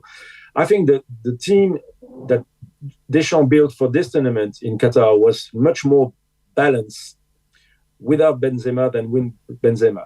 And Benzema is maybe one, if not the best player in the world right now, but you know that football is not only an addition of talents. It's still, even with all this business and stuff, it's still a team game.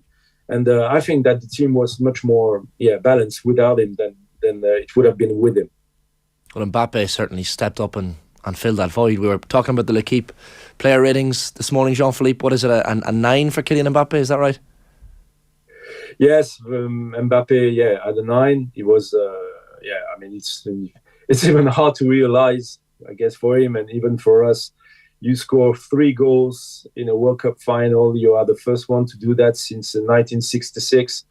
And you score your penalty shootout, and still, I mean, you don't win the cup. It must be terrible for him, but I'm sure he'll recover. And what is very encouraging for France, we try to be positive this morning, which is not always easy, but is that we have a fantastic team of young players. I mean, most of the players and the players who did well yesterday are still very young. And look at a player like Saliba. You know him well. I mean, William Saliba is fantastic with Arsenal. We haven't seen him much, only a few minutes against Tunisia. Look at Fofana for Chelsea. He's a fantastic player. He was not even in Qatar. We got so many young, talented players. I mean, so we can. Of course, we are disappointed and more than disappointed this morning. But for the future, for the Euro in Germany, on the next World Cup, I think we're still going to be around because, I mean, we are such. We got so many young, talented players. And Nkunku was not there, So I think it's really the start of a new story, new generation. I think we have to forget about the likes of Pogba and N'Golo Kante. I don't know because I like him very much, but I think we have to forget definitely about Pogba. And now we have a new generation of players, and Mbappe is going to be the leader. He's going to be 24 tomorrow. So only 24. Look at what kind of level he is. I mean, so we can still be very optimistic about the future of this French national team, I think. Who would you prefer to be the manager for that young group of talent coming through? Do you want Deschamps or would you prefer Zidane? Of course, I have to pay my respect to Deschamps. He has done a fantastic job, but maybe it's time to. What I'm a bit concerned is that Zidane now is free, but what's going to happen in 2 years' time? So I don't know what to think because I think that Deschamps more than deserve to, if he wants to, more than deserve to stay with the French national team, to go to Euro in Germany. But on the other hand, I mean, we are Zidane who is ready to take the job. So it's very conflicting because maybe for this new generation, maybe Zidane will be better. But it's very, very hard to say. If Zidane comes back, I think that it will be good for Benzema. So will Mbappe will like it? So it's a very tricky question to answer. One last one for me. Dembele and Giroud didn't get rated at all in the player ratings. Does that mean they get a 0? Is that the equivalent of a 0, or is it worse than 0? No. We never rate 0. It never happened. Or maybe one time. Because a player was sent off after, for a stupid reason. But no, Dembele at a 2, which is very low. But I mean, it was not easy for him. We know it was not his. Deschamps asked him to do a lot of defensive work, and maybe he was a bit tired of it. We didn't see the Dembele that we see usually in Barcelona, or that we have seen in the past with the French national team. It was a very restricted Dembele, and so we don't want to put too much blame on him, But I mean, he was for me, he was more a victim than than anything else. But I hope he's still young too, so I hope we'll see a better Dembele in that. But the kind of defensive job he had to do on his wing, Mbappe didn't have to do it on the other wing. So it would be unfair to put all the blame on Dembele. Just finally for me, Jean-Philippe, that moment at the end from Kolo Muani, I mean, I'm sure it's one that you were standing on your feet for, and it was a brilliant save by Emi Martinez, but I'm sure that's a moment Kolo Muani will think about for the rest of his life. It was a big, big, big chance. Yes, of course, but if you look at his personal story, he was not supposed to be at the World Cup. He was in Japan with Eintracht Frankfurt when Deschamps called him because Nkunku was injured. So nobody, he was playing for Nantes last year. He was doing pretty well, but if you had told me even 1 year ago that Kolo Muani would be playing the World Cup final and that he would play at that level, that he would be about to be the key player of that final, so I would have been more than surprised. And even him, I mean, 4 years ago, he watched the World Cup alone in his apartment, and the year after, 3 years ago, he was playing for Boulogne in third division. So I think he has to be very positive for what he has done. And you can say that I don't think he really missed his chance. I mean, it's the Argentinian goalkeeper who did fantastic. So I think Kolo Muani yesterday was we didn't expect him to be at that level, honestly. Jean-Philippe, always great to speak with you. Thanks so much for being so generous with your time. Thanks to you guys. It's Jean-Philippe Leclaire of L'Équipe newspaper there, giving us an insight into the French pain, the suffering, the existential grief. I think he mentioned the referee at the start there, Marciniak, the Polish referee, and he had a great game, I thought. We're forgetting that sometimes for a game of that magnitude, you need someone who's not going to let it flow and let it happen. And he did, to be fair. So it's one of the reasons. They never get credit, Ger, so I'm going to give him a modicum of credit this morning. It was almost never brought up in commentary that he was a former professional footballer, of course. It sounded like, I was watching the BBC, it sounded like they were trying to goad Jermaine Genius into becoming a referee. He was having none of it. It's like, man, not happening. Premier League footballer, don't need the hassle. Yeah, that's fair. Right. A reminder, OTB AM brought to you live each morning by Gillette Labs for an effortless finish to your day. Cathal Mullaney is here to talk about another weekend of bumper club GAA action. Before we get to all that though, Cathal, your thoughts on Messi's crowning glory? It was fantastic, wasn't it? I mean, it was just such an iconic game. I was actually here in the office and everyone was taking a glance at it and glued to it then once extra time got underway. But Shane mentions that Muani chance. I mean, that really was the moment, wasn't it? And he didn't do a whole lot wrong. I mean, he struck it really well. Fair to him, yeah. I know he could have squared it across, and if you compare it to McAllister for Di Maria's goal, that was a great ball across to set up for that. But I mean, in the moment with so much on the line, it's very hard to know what to do. But I thought he obviously struck it well, and Martinez makes a great save. But that was fantastic tournament football wise. I mean, from the latter stages, the group stages, all the way through was brilliant. And I know Infantino spoke. He did a press conference later last week, and he spoke about they may revert back to the 4-team groups again in 2026, which based on this year's group stage, which is why I think they won't do it. Yeah, I think once he floats it though, that's it. Yeah, but I think they have to now. I mean, the final round of group matches in this campaign was outstanding, and really that brought the tournament to life and set it up for the knockout stage. So hopefully they do stick with that. But obviously you're going to have 48 teams, so what's that, 12 groups of 4 in the next tournament? Yeah. A lot of football matches. A lot of research to be done on teams for journalists covering as well. Like, I know we're guilty of recency bias and exaggerating sometimes and superlatives for no reason, but is that the greatest game of football we've had in certainly in our lifetimes, Cal? I'd say it probably is in yours as well, Ger. Well, it's kind of insane because you've got the greatest footballer of all time against a 23 turning 24-year-old who's already won a World Cup, and everybody's like, oh, this guy could be as good as Pelé.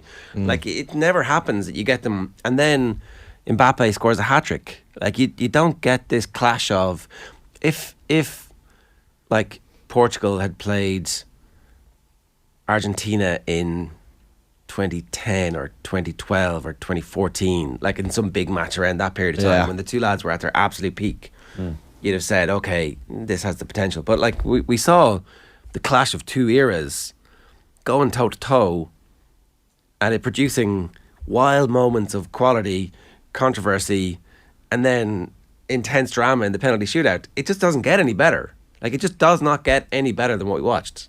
Like, there are so many strands to the game. It feels like there must be 100 moments a lot of that you could pick. subplots. Yeah. I wonder just how much did the illness in the French camp affect their French players, because they were so below par for the first hour. Well, we just talked to Jean-Philippe Leclaire there, and he was making the point that they don't think it was that. They think that tactically they got it wrong, that they didn't have the setup to deal with Angel Di Maria, and so all of a sudden everybody's discombobulated. What are we supposed to be doing?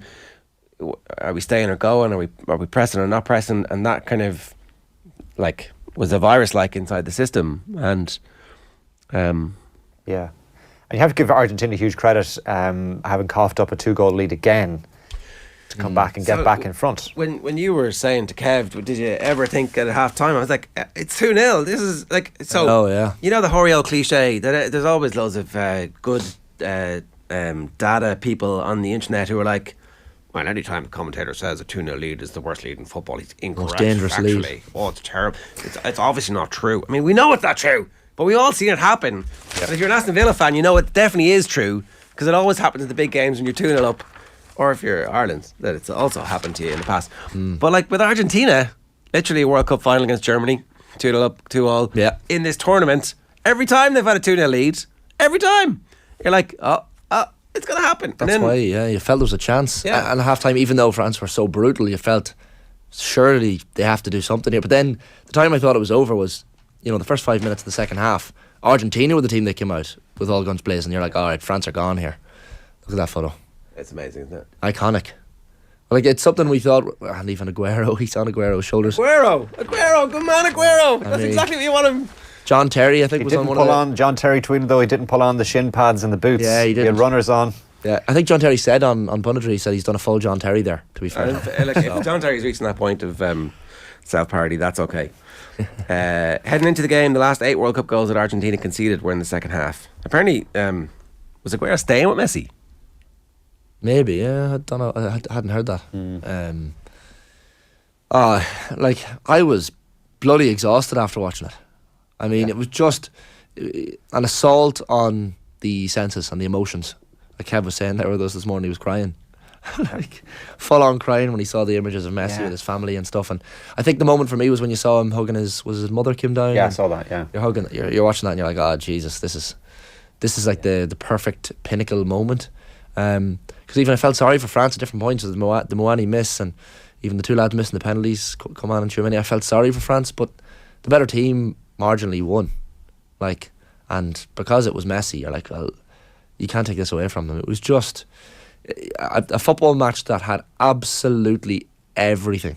Like, if someone had said to you at the start of the tournament, Kylian Mbappe is going to score a hat-trick in the final and lose. I think if you wrote a script for a movie based on what actually happened last night, people wouldn't put it, like they say, no, that's too crazy. They should never have another football match in that stadium ever again. Well, I don't think they will. But they'll probably demolish it. Yeah. No, it's the second highest crowd, the biggest crowd since. Didn't look like it at the start of the second half. Anyway, that was weird, yeah. Fabian Pelem is the journalist in Argentina who has captured this footage from Buenos Aires. Have a look.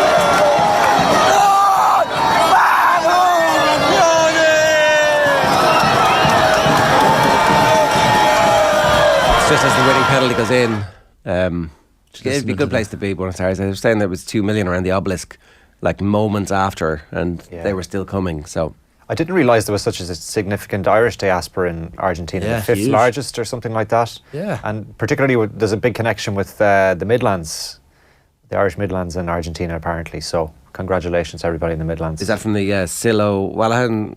Will Callahan's going to be on the flight over. Yeah, he's well known over there. At the Monday Club in Buenos Aires. Yeah, big listenership to Midlands radio over there. It'll be pretty good, yeah. But those scenes, it's South American people and Argentinian people particularly are so expressive when it comes to their emotions. So like seeing scenes like that, you're just like, Jesus. Yeah. Like she was listening to the wireless. Like she was getting There was no. I didn't see any TV. I didn't see a big screen. No, I didn't. There had to be a screen somewhere. Maybe somewhere was definitely old school. Right, make sure you check out the lunchtime wrap today, bringing you all the latest sports news. It's with thanks to Deliveroo. Check out the app for some great match day meal deals across the World Cup. Deliveroo food, we get it. We have to talk about the weekend's hurling and camogie action. I think we're going to start with Dunloy and just screw that. We're leading with Dunloy. They're the big story of the weekend, beating St Thomas's. We had Michael Vernian on Friday, and he just thought that Thomas's were a better team now than the last time they'd beaten an Antrim team in a semi-final, and that they were going to manage this, but they couldn't. They started well, and Dunloy just kept with them, and then by half-time had managed to find some rhythm and were causing real difficulties. Had the penalty and won the penalty, and I was like, come on, the penalty is now too hard to score from that distance. It seemed unfair because it was a clear professional foul when it looked like Dunloy were going to score, and then they didn't get the benefit from it. And I thought this is the type of thing that a young team will suffer from, but they didn't. There was no nerves. It's just incredible. And what a great boost for Ulster Hurling. I know this is their 5th final, I think, at Dunloy that they've been there, but it's 2004 since their last one. St Thomas's, watching some of their post-match reaction afterwards yesterday, they just were flabbergasted that the level of performance that they produced. I'm not sure the time of year, but Dunloy, obviously, the goal that they got was fantastic, absolutely superb, and they'll relish going into the final against Ballyhale Shamrocks. And as I say, a significant boost for Ulster Hurling to be mixing with teams at this end of the competition, and they've done so to their credit over the last 20 years, and you'd hope that it can transfer to intercounty level as well. But Schlockneil are obviously very strong as well, and Antrim at senior intercounty level have a great tradition, and they'll be hopeful that they can transfer that to be competitive in the All-Ireland series maybe down the line. The other one obviously was fair to say the most anticipated club hurling match of the last 10 years. Certainly it was right up there. Ballyhale beat Ballygunner in a game that I think didn't quite fire. I don't know, I didn't see it, right? But it hasn't got the superlatives attached to it that maybe we hoped it would do, and certainly if it had been in high summer and good quality weather, but still a gritty performance from the old dog for the hard road. Yeah, it seemed like there was just a real defiance about the Ballyhale performance yesterday, that they weren't going to be beaten. I think there was a lingering hurt and maybe a little bit of tension between the two teams after last year that was evident in the build-up to the match, and that probably transferred to the game yesterday. It was tight, it was physical, and it was close, but Ballyhale did enough to get over the line, and you have to give them massive credit for doing that. I mean, Ballygunner, a lot of the talk was about Ballygunner in the lead into that game and the standard that they were playing at and whether they could be stopped, but Ballyhale certainly put an end to that. I think it's Ballyhale's 4th final in a row now, so they're really on top of their game. And for Dunloy, I mean, going into the final, all the talk's going to be about Ballyhale. Yeah, it's going to be a nice position for Dunloy to be in. Yeah. Like their manager Gregory O'Kane spoke about the fact that they have that, we mentioned it earlier, the pacey forward line. The Croke Park pitch suited them. Like, for a lot of those players, it was probably the first time they played on that pitch. Yeah. But they looked like they played there all their lives. Like they found the space. They are quick. Now obviously Ballyhale will be a different prospect to St Thomas's, but I mean, you'd give them a chance. Of course, absolutely. And they've got the few weeks to prepare now, so you can kind of come down off the thrill of winning your semi-final to... Yeah, you give them a chance, but equally, Ballyhale could be 3-4 to no score up after 15 minutes and it's game over, because they have, they'll be sticking TJ in the full forward line and Laurie a ball in for the first 10 minutes just to see what happens.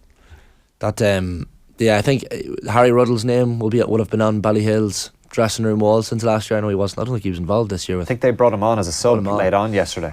I mean, just to maybe inspire another moment. Yeah. But the rivalry is still juicy between the two of them. But I mean, we probably expected the expectations were a bit high heading into yesterday. But I mean, was it Joey Holden's name kept cropping up as someone who's just unbelievable yesterday. It's just a pity. Obviously, it's a huge pity that it clashed with the World Cup final, because it was a really eagerly anticipated game. And when you talk about the club game trying to gain a profile nationally, that was a game that certainly had a national profile. Yeah, we were all down to see it. But do you think it should have? Do you think the GAA should have bowed? Well, I think if the two clubs were happy to play it, I don't think it really matters. Obviously, a smaller crowd, and the crowd, even if it was twice what it was, it still would have been lost in Croke Park with the size of it. And you couldn't move it to Saturday because of the camogie final anyway. So there was weddings and different things happening as well. I think in certain clubs this weekend with the other semi-finals. So all in all, I mean, it's going to be an interesting final, and Dunloy is the story of the weekend, really, I would say. So congratulations to them.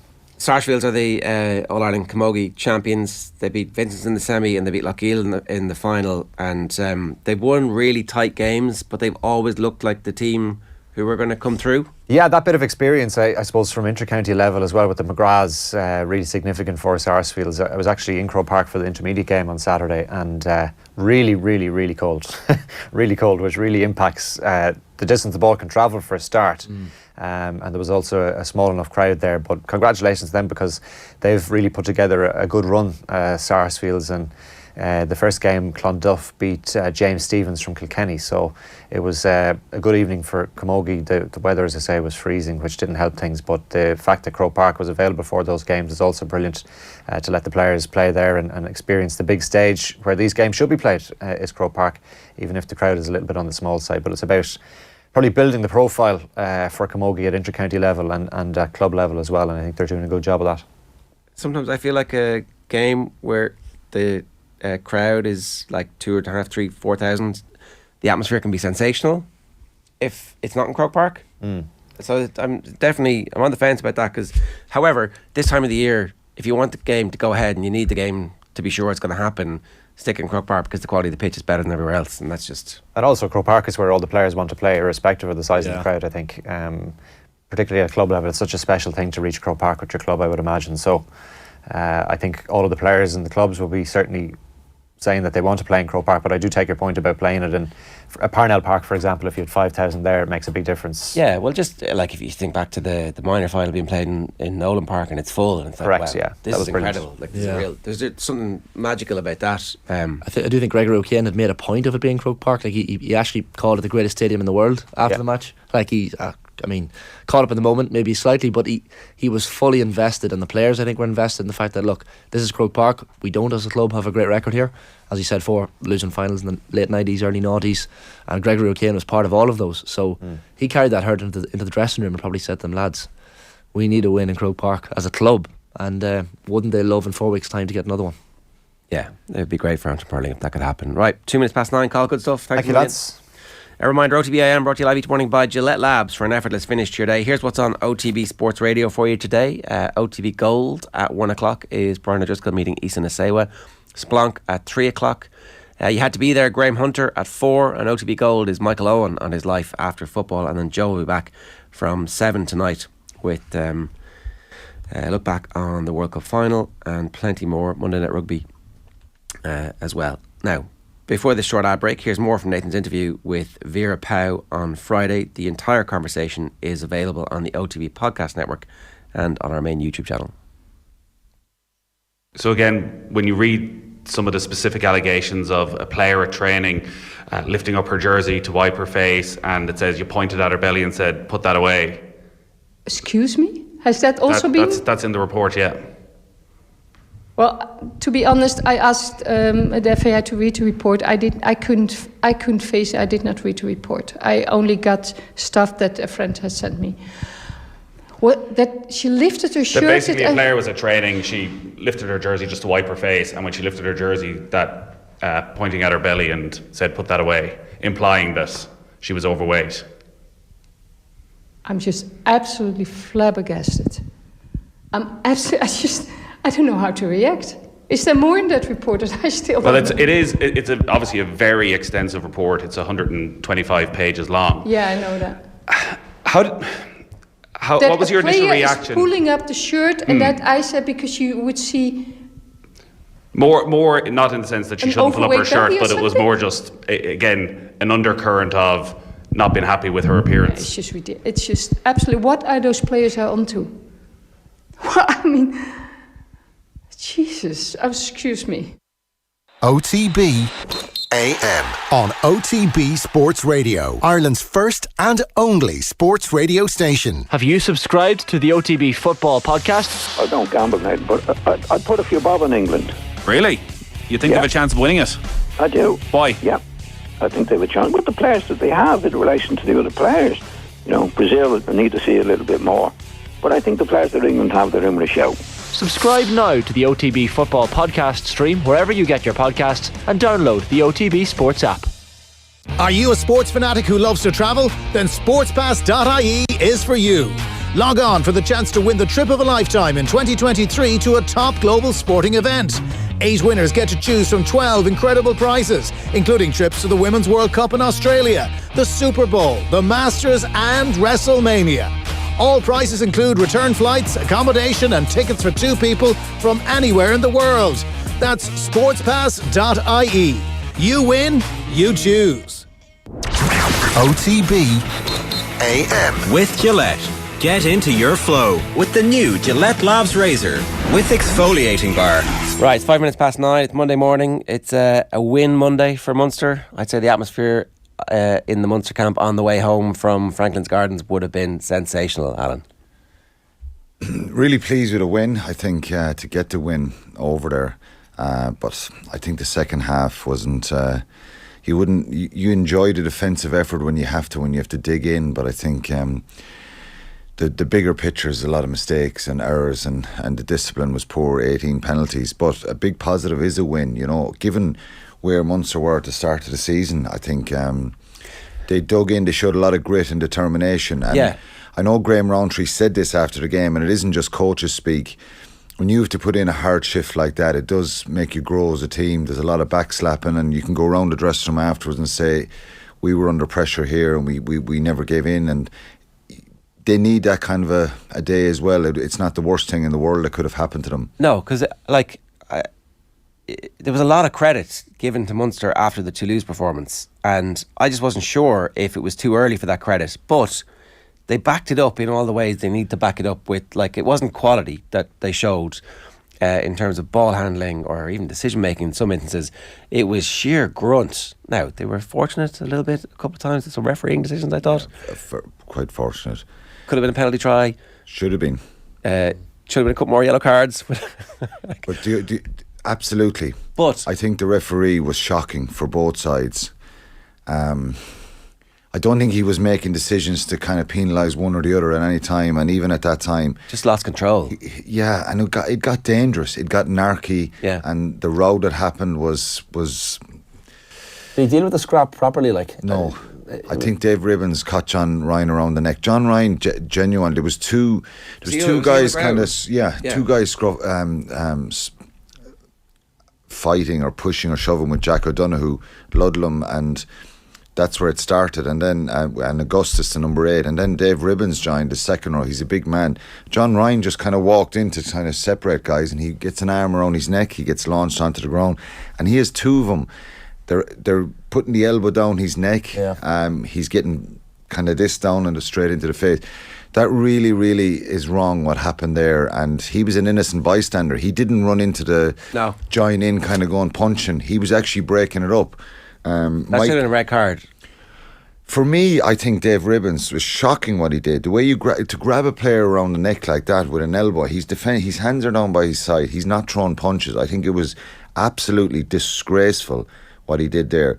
The Jack O'Donoghue, Ludlam, people can defend themselves there, but there's 2 of them on one there as well, and Jack O'Donoghue, he didn't handle that. Matt Proctor runs from about 30 yards, launches straight in on top of Keith Earls. Keith Earls was joined it, but he's getting somebody off his player. So Matt Proctor should have got a yellow card as well. Straight away, I spoke to the referee yesterday, and he said, first thing I would have done was I would have binned 13 from Northampton and say, you're gone, now I'm going to have a look at it, because the way you joined that, there's no point even having a chat about it. You're gone, yellow card. And I think Ludlam and Ribbons, Ludlam felt a bit, you're scragging guys there, but when you join in, when it's 2-on-1 there, and John Ryan is pinned onto the ground on his back, and only Mike Haley joined in. They're choking him practically. So look, I think that was wrong. But the ref for both sides, in fairness, he got the first probably 20 minutes of the game right, and I'm not saying all these decisions, but I think he panicked. Munster could have had more people in the bin. So for any listeners, I'm not saying he screwed Munster here. No. I just think he lost control. Some of the decisions for both sides were like, oh my God. And never got it back either.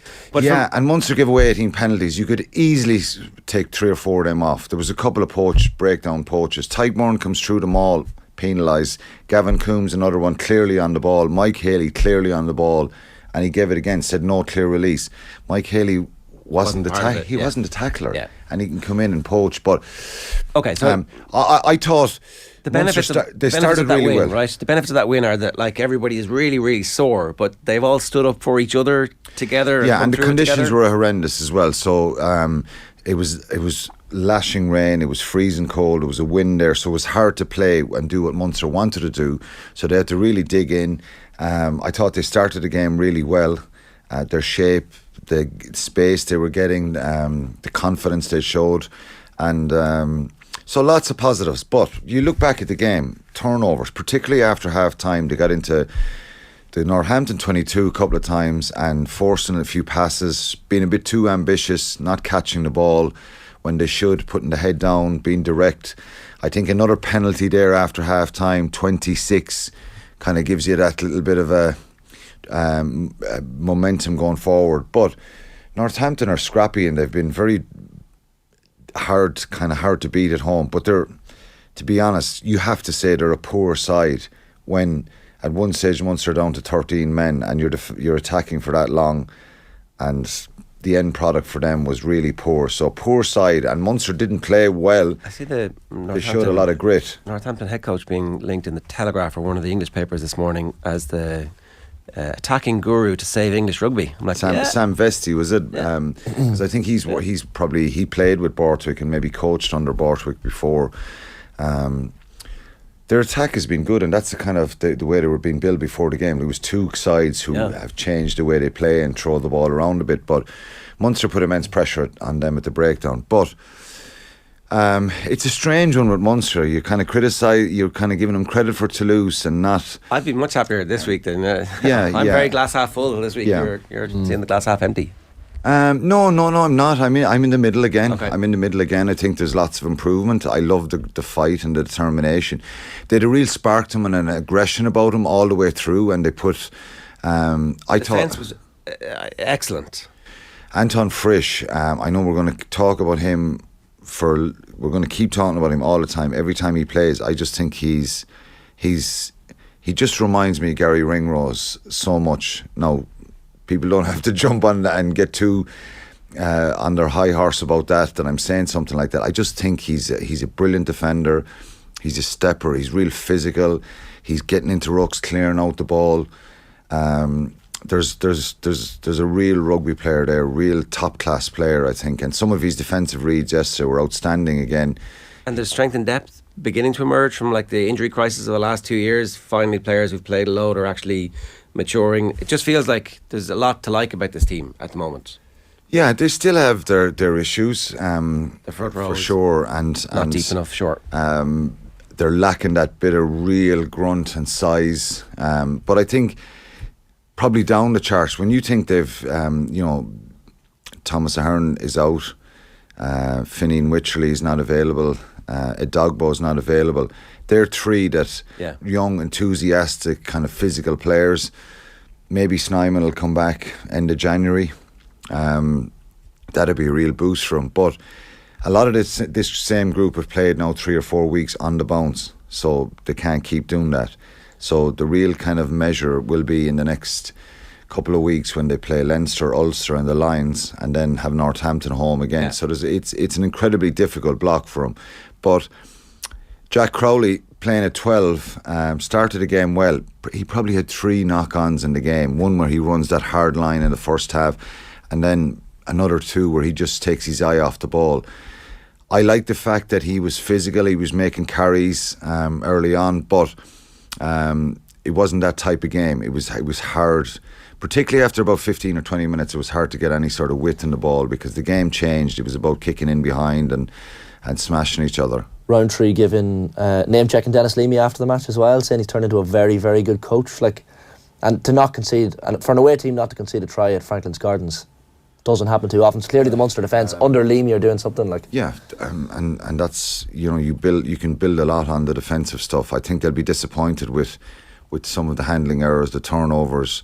But if you're porous in defence and you're letting in tries and it's very, very deflating. You can get so much kind of a good feel out of defence, but that was the story of the season so far, wasn't it? Like, they had been bad and now they're good. That's amazing to have a turnaround. Their defence has been pretty good all season, even in the games they've lost. They've conceded the least amount of tries in the URC. So this is something where he's trying to build a foundation from, and you would do it with any team in any sport, wouldn't you?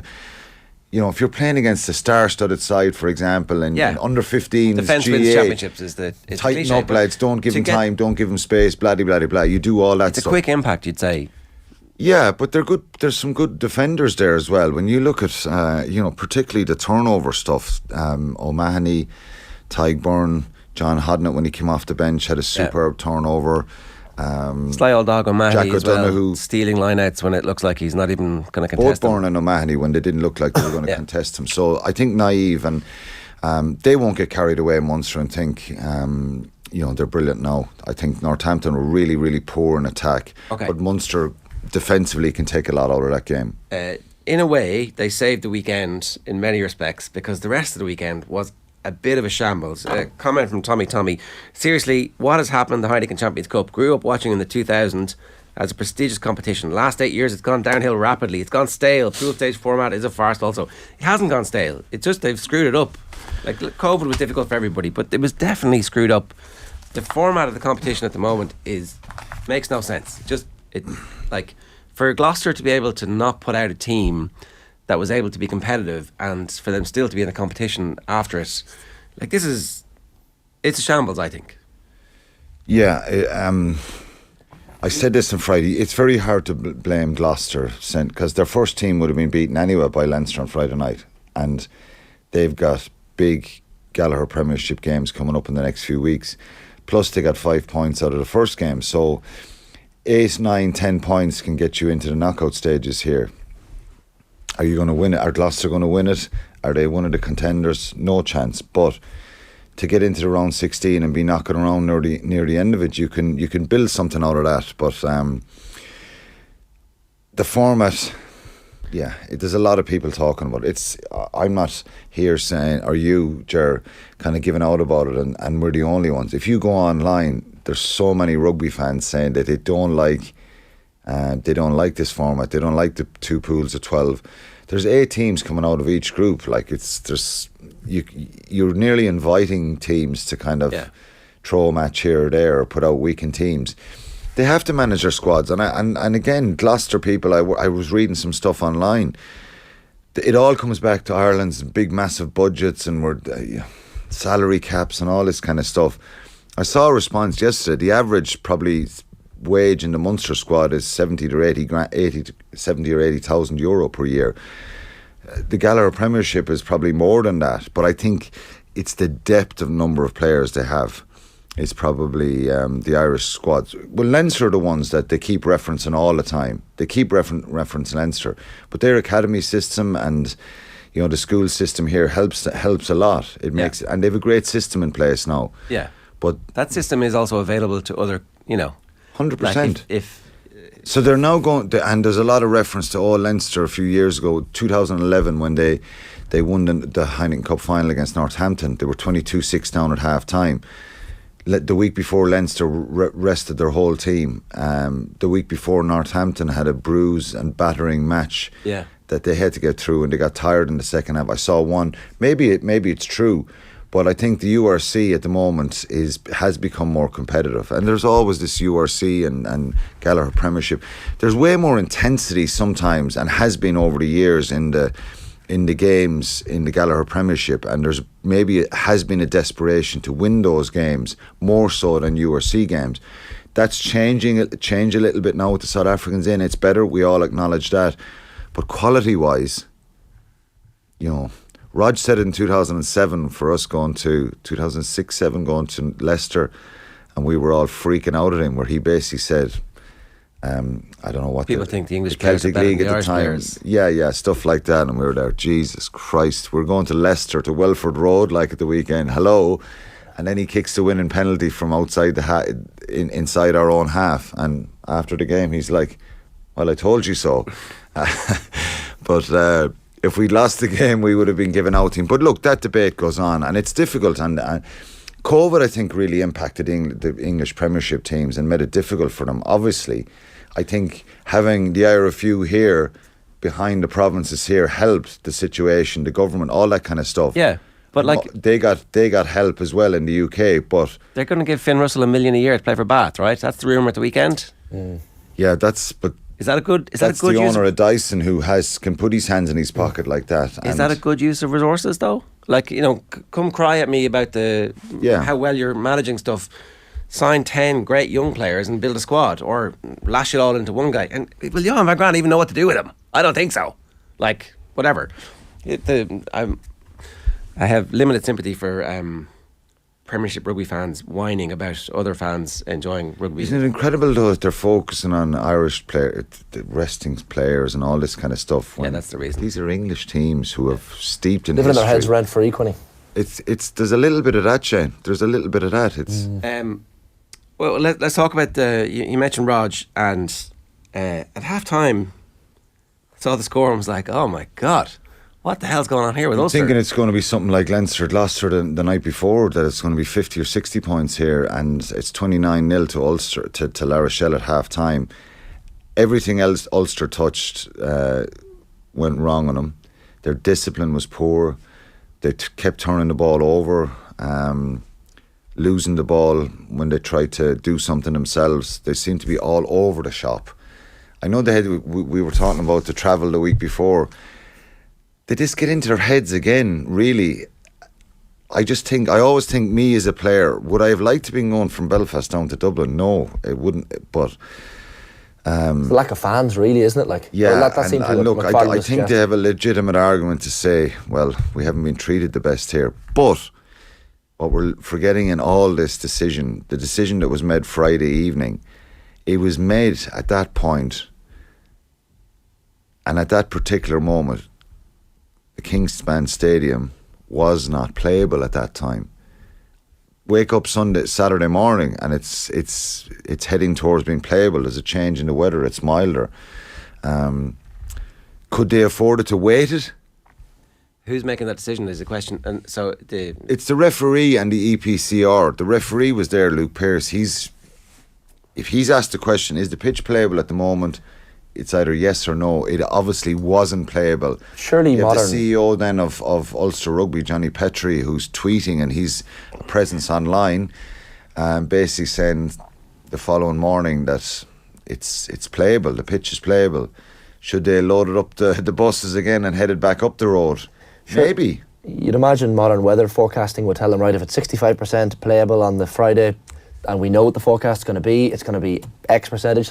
You need to agree which meteorologist you're following. Well, this is going to happen again and again. The Irish Times are saying Ulster need to explain themselves. Ulster are saying the EPCR need to explain themselves. All in all, right, it's not a great look when you can't host your own games. It's very easy to blame EPCR here and say they messed them about and they weren't treated fairly. That we don't know, like. There's protocols in place here that would have been adhered to. If your ground is not available the day before, we have to move to an alternative. There's no point in coming on Saturday morning saying, oh, well, the weather has changed. They should have been bashing heads, and I'm sure they did. And there was a lot of resistance out of Ulster. They were resisting heavily Friday night, I was told.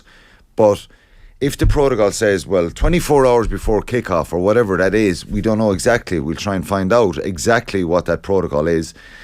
Well, I'm sure EPCR haven't done anything that's not down on paper here. It's so in their at the end of the day, game. absolutely. Like, it's Belfast the easy thing, and it's wrong to just blame them.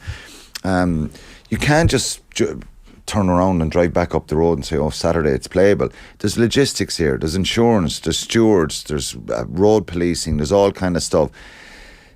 It would have been all in place for Belfast, but Dan McFarlane was very strong on it. So look, it'd be great to hear a little bit more and get the specifics from all of Ulster. I do, Leinster were in a situation last year, Ger, with the Montpellier fixture, and we were all saying, oh, the points shouldn't be awarded to Montpellier. But afterwards, I went and I looked, and EPCR they could have allowed a change, but they weren't wrong on what they did, given what was down on paper and what all the clubs signed up to. They signed participation agreements here, and this would have been down in black and white for Ulster as well. So it certainly wasn't ideal. You feel they've just got a raw deal with the weather in the last 2 weeks, Ulster Rugby have. Yeah, and in fairness, that might be true, but the performances... Correct. Like, we have to talk about Ulster. This is shocking what's going on.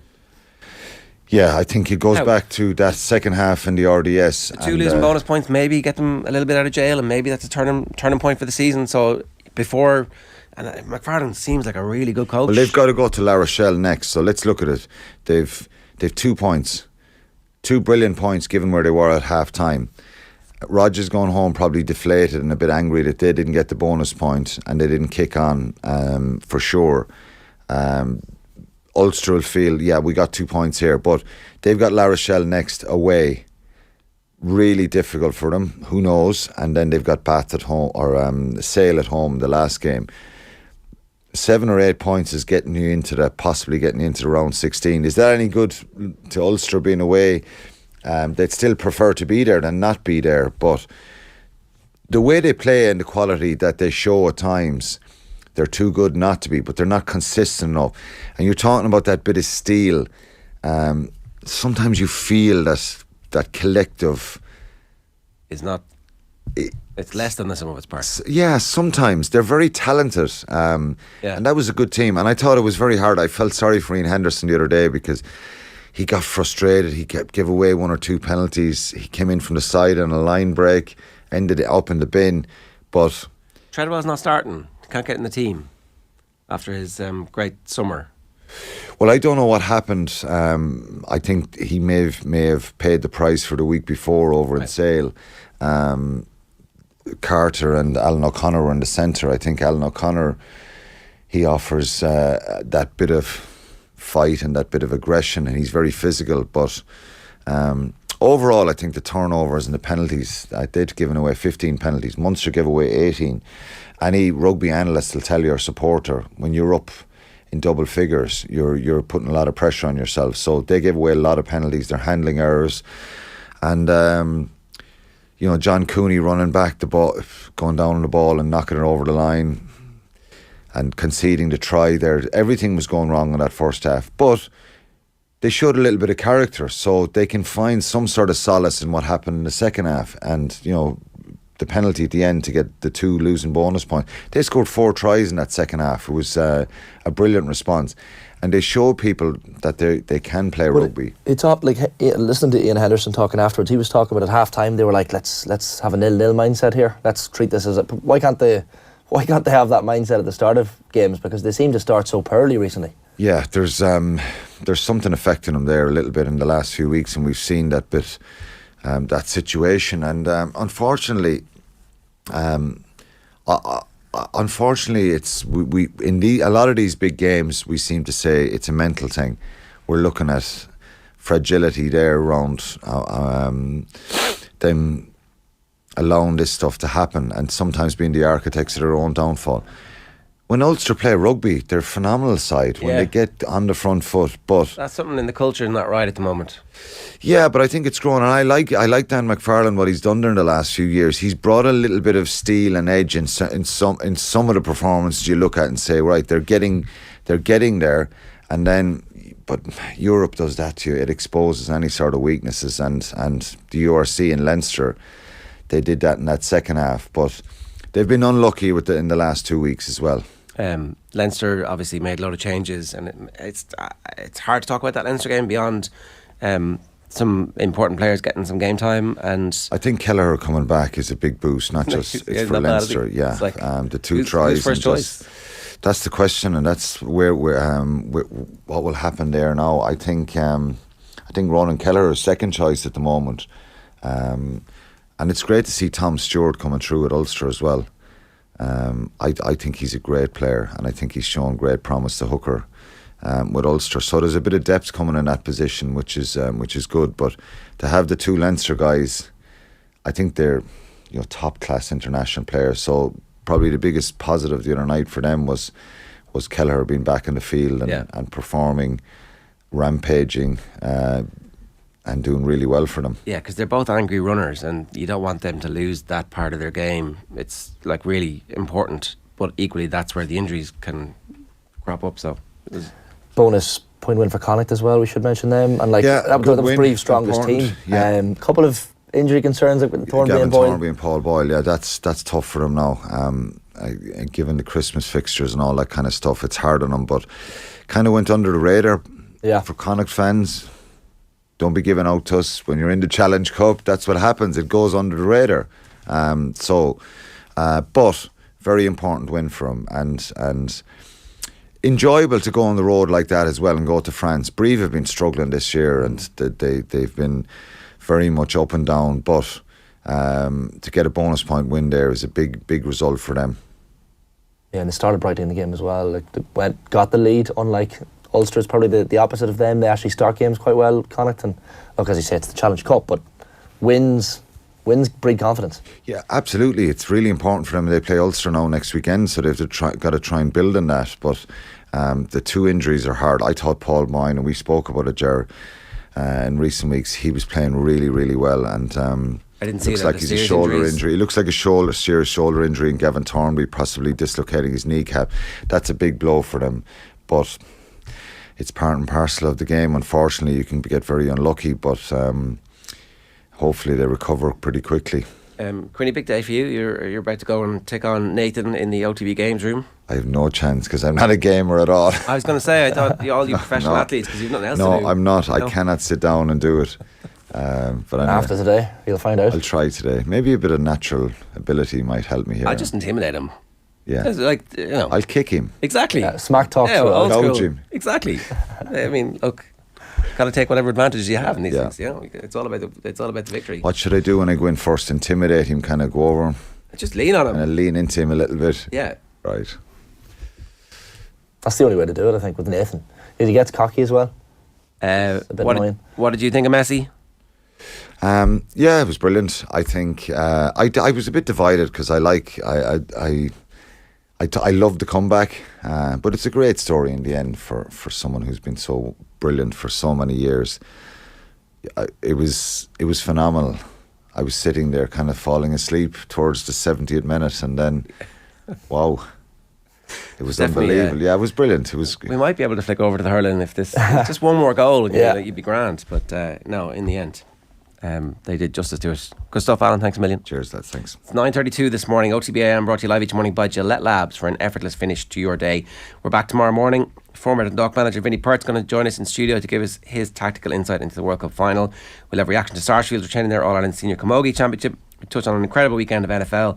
Obviously, a lot of you weren't paying attention to it, but it was pretty good. And plenty more besides. Right now, we're going to leave you with the best of the Sunday paper review. So it's the Irish Daily Star's chief sports writer, Kieran Cunningham, and Shane Keegan, alongside Joe Malloy. And it says here, enjoy. May a little bit of Christmas joy be sprinkled on you during this dreary Monday. It's not a dreary Monday, it's post-World Cup glow. Enjoy the afterglow. Very happy to say, Kieran Cunningham, chief sports writer with the Irish Daily Stars here in studio, and Shane Keegan, manager of Cove Ramblers, here as well. Gents, you're both very welcome. Thank you, Joe. Thanks.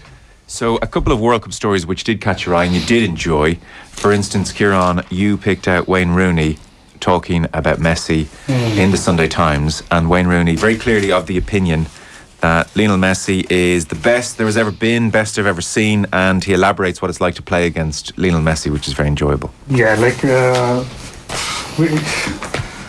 when I've been in here before, and when other people have been in here before, and you mentioned this before, Joe, that so many people pick out Wayne Rooney's columns. That I don't think he's had a dull one since he started doing with the Sunday Times, and he just has a unique insight, and is able to express it with the help, I presume it's ghosted, with the help of whoever's ghosting it, but like it gets across. I always feel I've learned something, which from a lot of columnists you don't get that impression at all. But he starts off, he draws you in because goes back to the 2011 Champions League final between Manchester United and Barcelona. And like anyone who remembers that Barcelona performance, like Rooney describes it as one of the best team performances he's ever seen, and I don't think many people would argue with that they just played at a level that was nearly beyond description.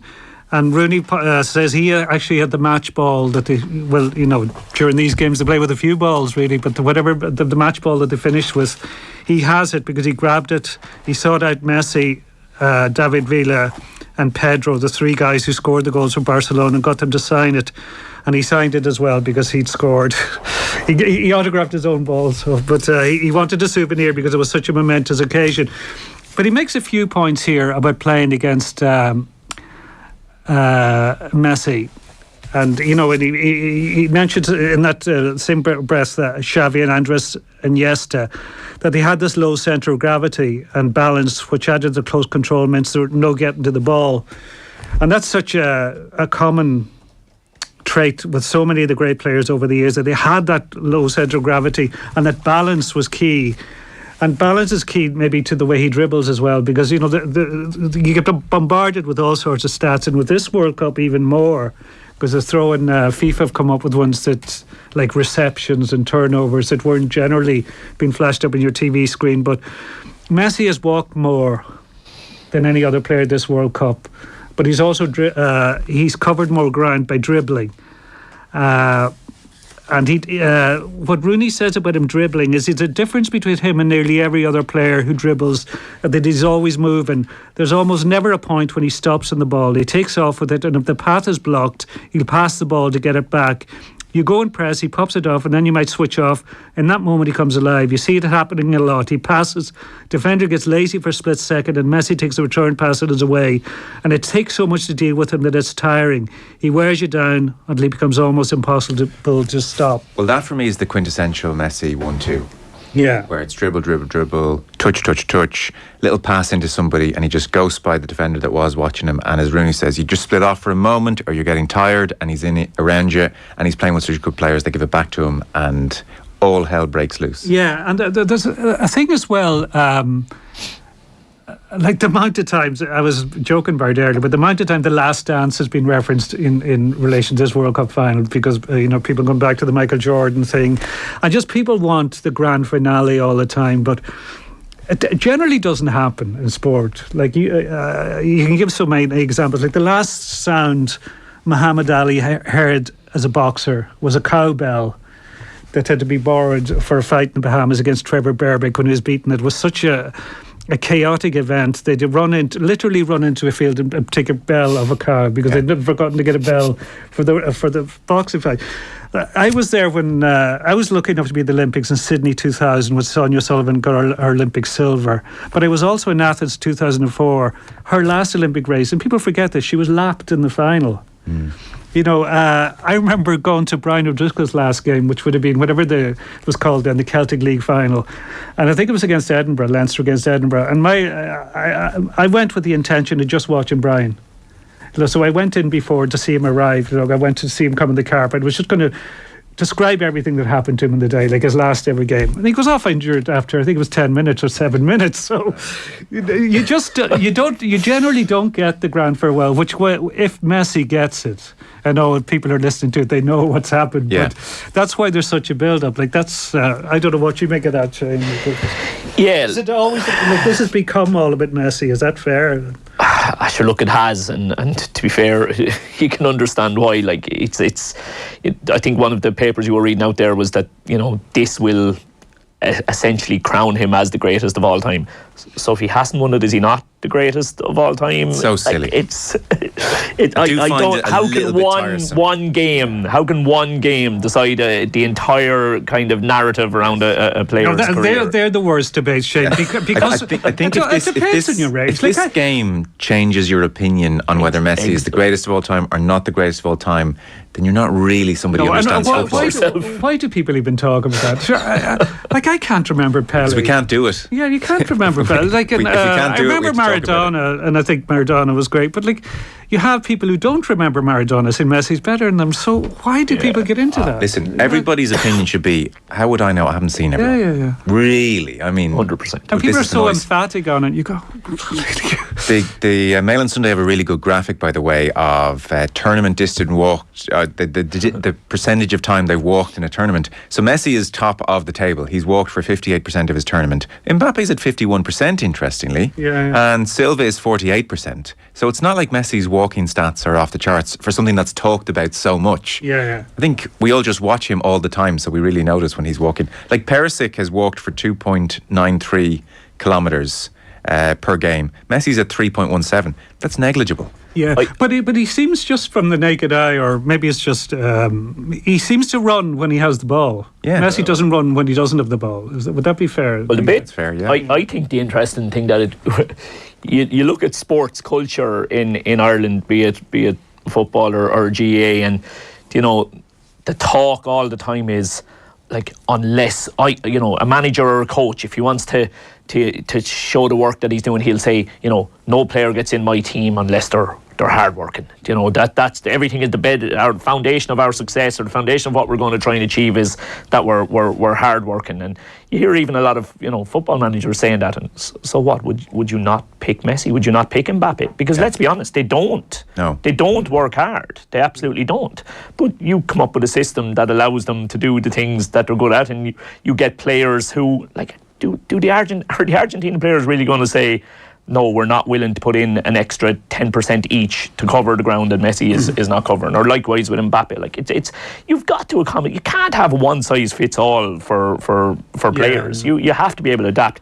I do think the Rooney description of him is good. Kieran's touched on it there. Like, it's almost, when he's dribbling with the ball, it's almost like he's teasing you, in that he wants you to try and get it off him. As in, look, I'm showing you just enough of it. I'm showing you enough. You can definitely get that, can't you? And then when you go to get it, bang, now he's gone past you. And it's constantly that he's teasing you with it.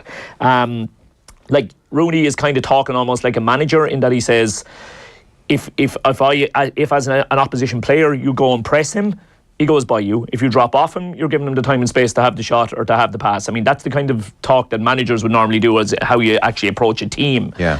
But it's excellent. The other bit that jumped out at me was the bit where Kieran, where he talks about, I don't think I've ever heard him speak on the pitch. He leads by example, not words. Like, it's remarkable that a captain can literally not speak on the pitch. Like, you compare that to the likes of a Jordan Henderson. Imagine coming off a pitch and saying you hadn't heard Jordan Henderson's voice. I'd say he never stops. Has that changed, though? Because I was wondering about that, because I was making the assumption Rooney was referring to when he's played against Messi. But, like, definitely there were a fair few times there was a snarl on his face at this World Cup, and after games he had a few words with people. So I wonder, is he a bit more vocal now? Like, there's an interesting bit there that Rooney mentions about Argentina, and I think maybe this is key to getting the best out of him at this stage of his career, because I thought he was gone last season. Like, he scored 6 goals in League One. I thought, like, everybody, age catches up on us all, but that he's had this Indian summer, and Rooney refers to that Argentina are almost a working class team, in the sense they're stubborn, hard to beat, and they'll fight for Messi, fight to stay in the game, knowing that if they do, their captain will win it for them. They're a team of scrappers who just don't know how to give in, and maybe that's what he needs at this stage of his career. That he doesn't need, there's often been this misconception that to win the big prizes, whether it's Champions League or World Cup, you need a team of superstars, but you clearly don't. Like, Emilio Martinez, for example, is the Argentina goalkeeper. Would anybody put him in the top 10 goalkeepers in the Premier League? Like, 3 years ago, at 27, he was on loan at Reading in the Championship. Nicolas Otamendi is nearly 35. He was widely seen as the weak link when he was at Manchester City, and he's their mainstay defence. So you don't need superstars, but you need people who scrap and fight, and you need a dash of genius, and Messi is that. Did you think it was interesting he called them a working class team? I thought he was alluding more to workman-like, as opposed to working class. I almost wondered, was that a mistake? Yeah, could be. Yeah, I think so. I've never heard someone say they're a working class team before. Yeah. Whereas you'd say they are workmanlike around Messi. Yeah. Workmanlike is definitely the case, because I think there's a lot of different people making the comment that is the in their efforts to win the World Cup, are they better off that he is literally the only superstar or person you would put in the superstar class? There is no Aguero, there is no Higuain, there is no Carlos Tevez, there is literally nobody else. There is literally 10 people working solely to serve one man. Yes. And there's a clarity about it. A very, very, very clear clarity about it. Even Alvarez, I mean, the amount of, Alvarez is expected to be in front of Messi when Messi has the ball, be behind Messi when Messi doesn't have the ball. Like, all the pieces, there's quite a lot of good pieces. I know Ollie Holt, and probably the one I've dug into most is Miguel Delaney. But I am genuinely interested to know, because I've heard your comments a good bit over the last week or two. So would you be shouting for France today? Yeah. You would? Yeah, I really don't want Messi to win. Why? I'm sick of hearing myself talk about it, so I bore everyone, and bore off is a very understandable response. I think him taking 25 million from Mohammed bin Salman this year, and have you seen the videos of him in Saudi Arabia and the tourist ambassadorial role? And if ever a player didn't need to do that, and that Lionel Messi, who's worth $1 billion. Well, I do a row with Eamon Dunphy about that this week, because I was talking to Eamon, and Eamon wrote a piece a few weeks ago about Beckham and, putting the boot into Beckham over being an ambassador for Qatar. Yeah. And I was saying to Eamon that Messi has taken even more money and taken money to be an ambassador for Saudi, which is a far worse regime than Qatar. Far worse. But people are blinded, by his ability as a footballer, and they don't want to get into that. But it is part of the Messi story, and he can't be ignored. And you can love the art and not the artist here. Yeah. So when he turned Gore Vidal inside out the other evening, I had that involuntary as well, and it was kind of glorious. But the general refrain from everybody that he deserves this, and I really hope Messi wins the World Cup, it does leave me a bit cold. And there is a hypocrisy. Why is David Beckham the most maligned figure at this World Cup almost, and Messi is the most beloved? On the eve of this tournament, with Bin Salman sitting in the stands alongside Infantino, there was a piece in the New York Times that just in the previous week, 12 men were beheaded for non-violent offences. And do you think they had a fair trial? And he's taking money off them and saying, this is a great place, go and visit Saudi Arabia, it's a wonderful place, wonderful people. And he's worth $1 billion. And he doesn't need to do it. So I think there is the halo effect, and we assume because he's such a glorious, beautiful footballer, this in some way must seep into his personality. And I think it's fairly obvious the opposite is true. He cares about one thing, himself. And I watched on Argentinian television, there was a journalist, and she was saying to him after the semi-final, listen, we just have to say whether you win or you lose. Yeah, I thought that was awful. Thank you for all you've done for us. As if this is altruism. As if he's not done it all for himself and for the billion that he's amassed. But I was surprised how that interview was, that interview went viral, that clip, and people saying it was great. But no, it wasn't. It was completely wrong in that context. You can't be... Funny. You can't, if you're a sports journalist, you have to be a journalist first and a sports journalist second. Well, that's gone. It's going. And I think it's gone. It's not gone. It's gone with some people, but it's not gone completely. But it shouldn't. But so, at the same time, Shane, he's been such a beautiful part of my footballing life for the last... I can't get away from that. Decade plus. So it's a bit strong to say I'm actively cheering against him. But this general sense that I'll be so happy for him watching him parade around with the World Cup trophy, I'll think to myself, no. See, I'm able to kid myself into almost separating Messi the footballer and Messi the person, and I'm allowing myself to do that. I am kidding myself by doing that. Totally acceptable. But you say, you saying that he's all about himself. Yeah. So that definitely makes sense for Messi the person. Whereas when you say that, my good instinct was, what does he mean he's all about himself? He's the best assister I've ever seen, because I'm thinking football. I've instantly thought football. And I think if they have managed to pull it off, if they do manage to pull it off, look, we don't know what way the final will play out, but I do think it's brilliant that the two defining moments of the World Cup for Messi at the moment are both assists. I think that sums him up brilliantly, that for all the goals he has scored, the difference between him and Ronaldo or whoever else is that he clearly takes as much, if not more, joy in the assist than he does in the goal. I get all that. As a footballer, he's perfection. You can't say anything against his football. And I'm also not a pragmatist. So I understand, and we talk about it with Live Golf, for instance, as a parallel. If you're a jobbing footballer or sports person and you were offered life-changing money, if any of the three of us were offered life-changing money from a regime that we might have distaste for, it would be very hard for any of us to sit down with our families and say, I'm going to turn that down. Yeah. So I understand that. 25 million to Messi. Yeah. What's that worth to us? A tenner. Yeah. You know, so it was so needless. But then I'm also, it's complicated. I don't want to go on about it overly. There are layers to this. This is a young person from a working class background who was plucked at the age of 9 and parachuted into Barcelona. I dare say his education wasn't a priority for Barcelona. So if you were to sit down with him and have a conversation about the various aspects of sports washing, he mightn't be equipped to understand that. And because he's been focused on being the best footballer of all time, he mightn't have had time over the last decade to get into it. So I don't want it to be like he's a hate figure for me, but just it has left me very uneasy when it was this Saudi Arabian relationship first emerged, and now I think I'm also reacting to the love in that. It's just this guy is just amazing, and I am sitting here a little bit not wishing him ill, but I've got my arms crossed. Yeah, if that explains it. No, I get you, and it's interesting because it's probably slightly yin and yang in that you said when he went past Guardiola the other night, you went, because I appreciate the genius. Whereas, do you know when I did that? Do you know when I let out that sigh? When I read about him taking the Saudi Arabian money. So I'm focusing on him as the person, and then going, there's this other side to him. Well, I went, sorry, why did you have to do this, Messi? Yeah. Sorry, my sigh the other night, it wasn't a sigh, it was an involuntary. That's what I mean. Amazing. Yes. Sorry. Whereas on the flip side, for me, I'm focusing on him as the person, him as a player, and then I see this stuff and I go, was there any need? But I'm quickly enough able to shift my focus back to him as the player. Then it's not the world's greatest crime.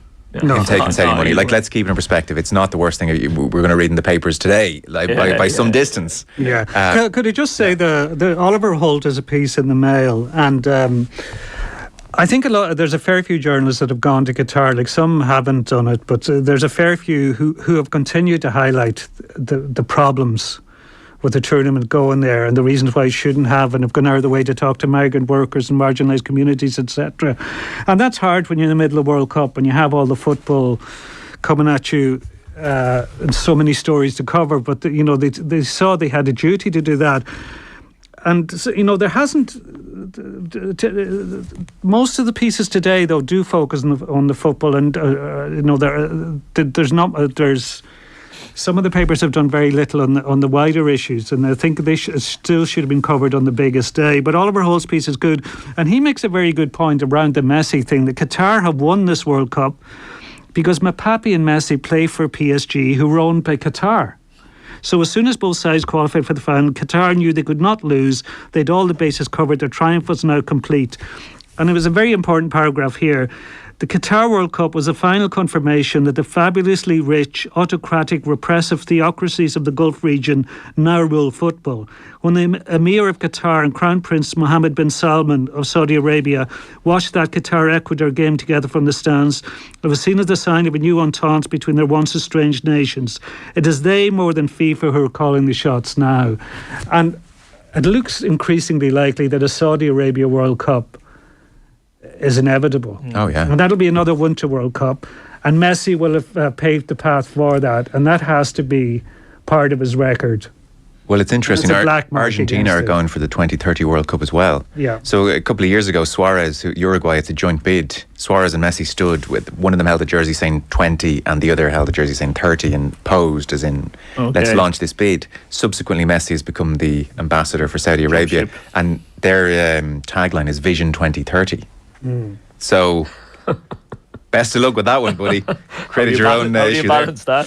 Ollie Holt's piece is great, by the way. So, I mean, his kind of thread or his theme to the opener is that the 2022 World Cup has already been won. It's not been won by France. It's not been won by Argentina. It has been won by they couldn't have. Miguel Lane makes the same point. Like they couldn't have scripted this better, Joe. It's gone brilliantly. And to be fair, what I like about Ollie Holt's piece is he acknowledges the good aspects of this World Cup. Like he says, the tournament was expertly run by FIFA, as it always is. He talks about, the central venue has worked in some ways. He's attended 25 matches, so that's been a joy. And he talks about no crowd trouble, alcohol obviously a factor there.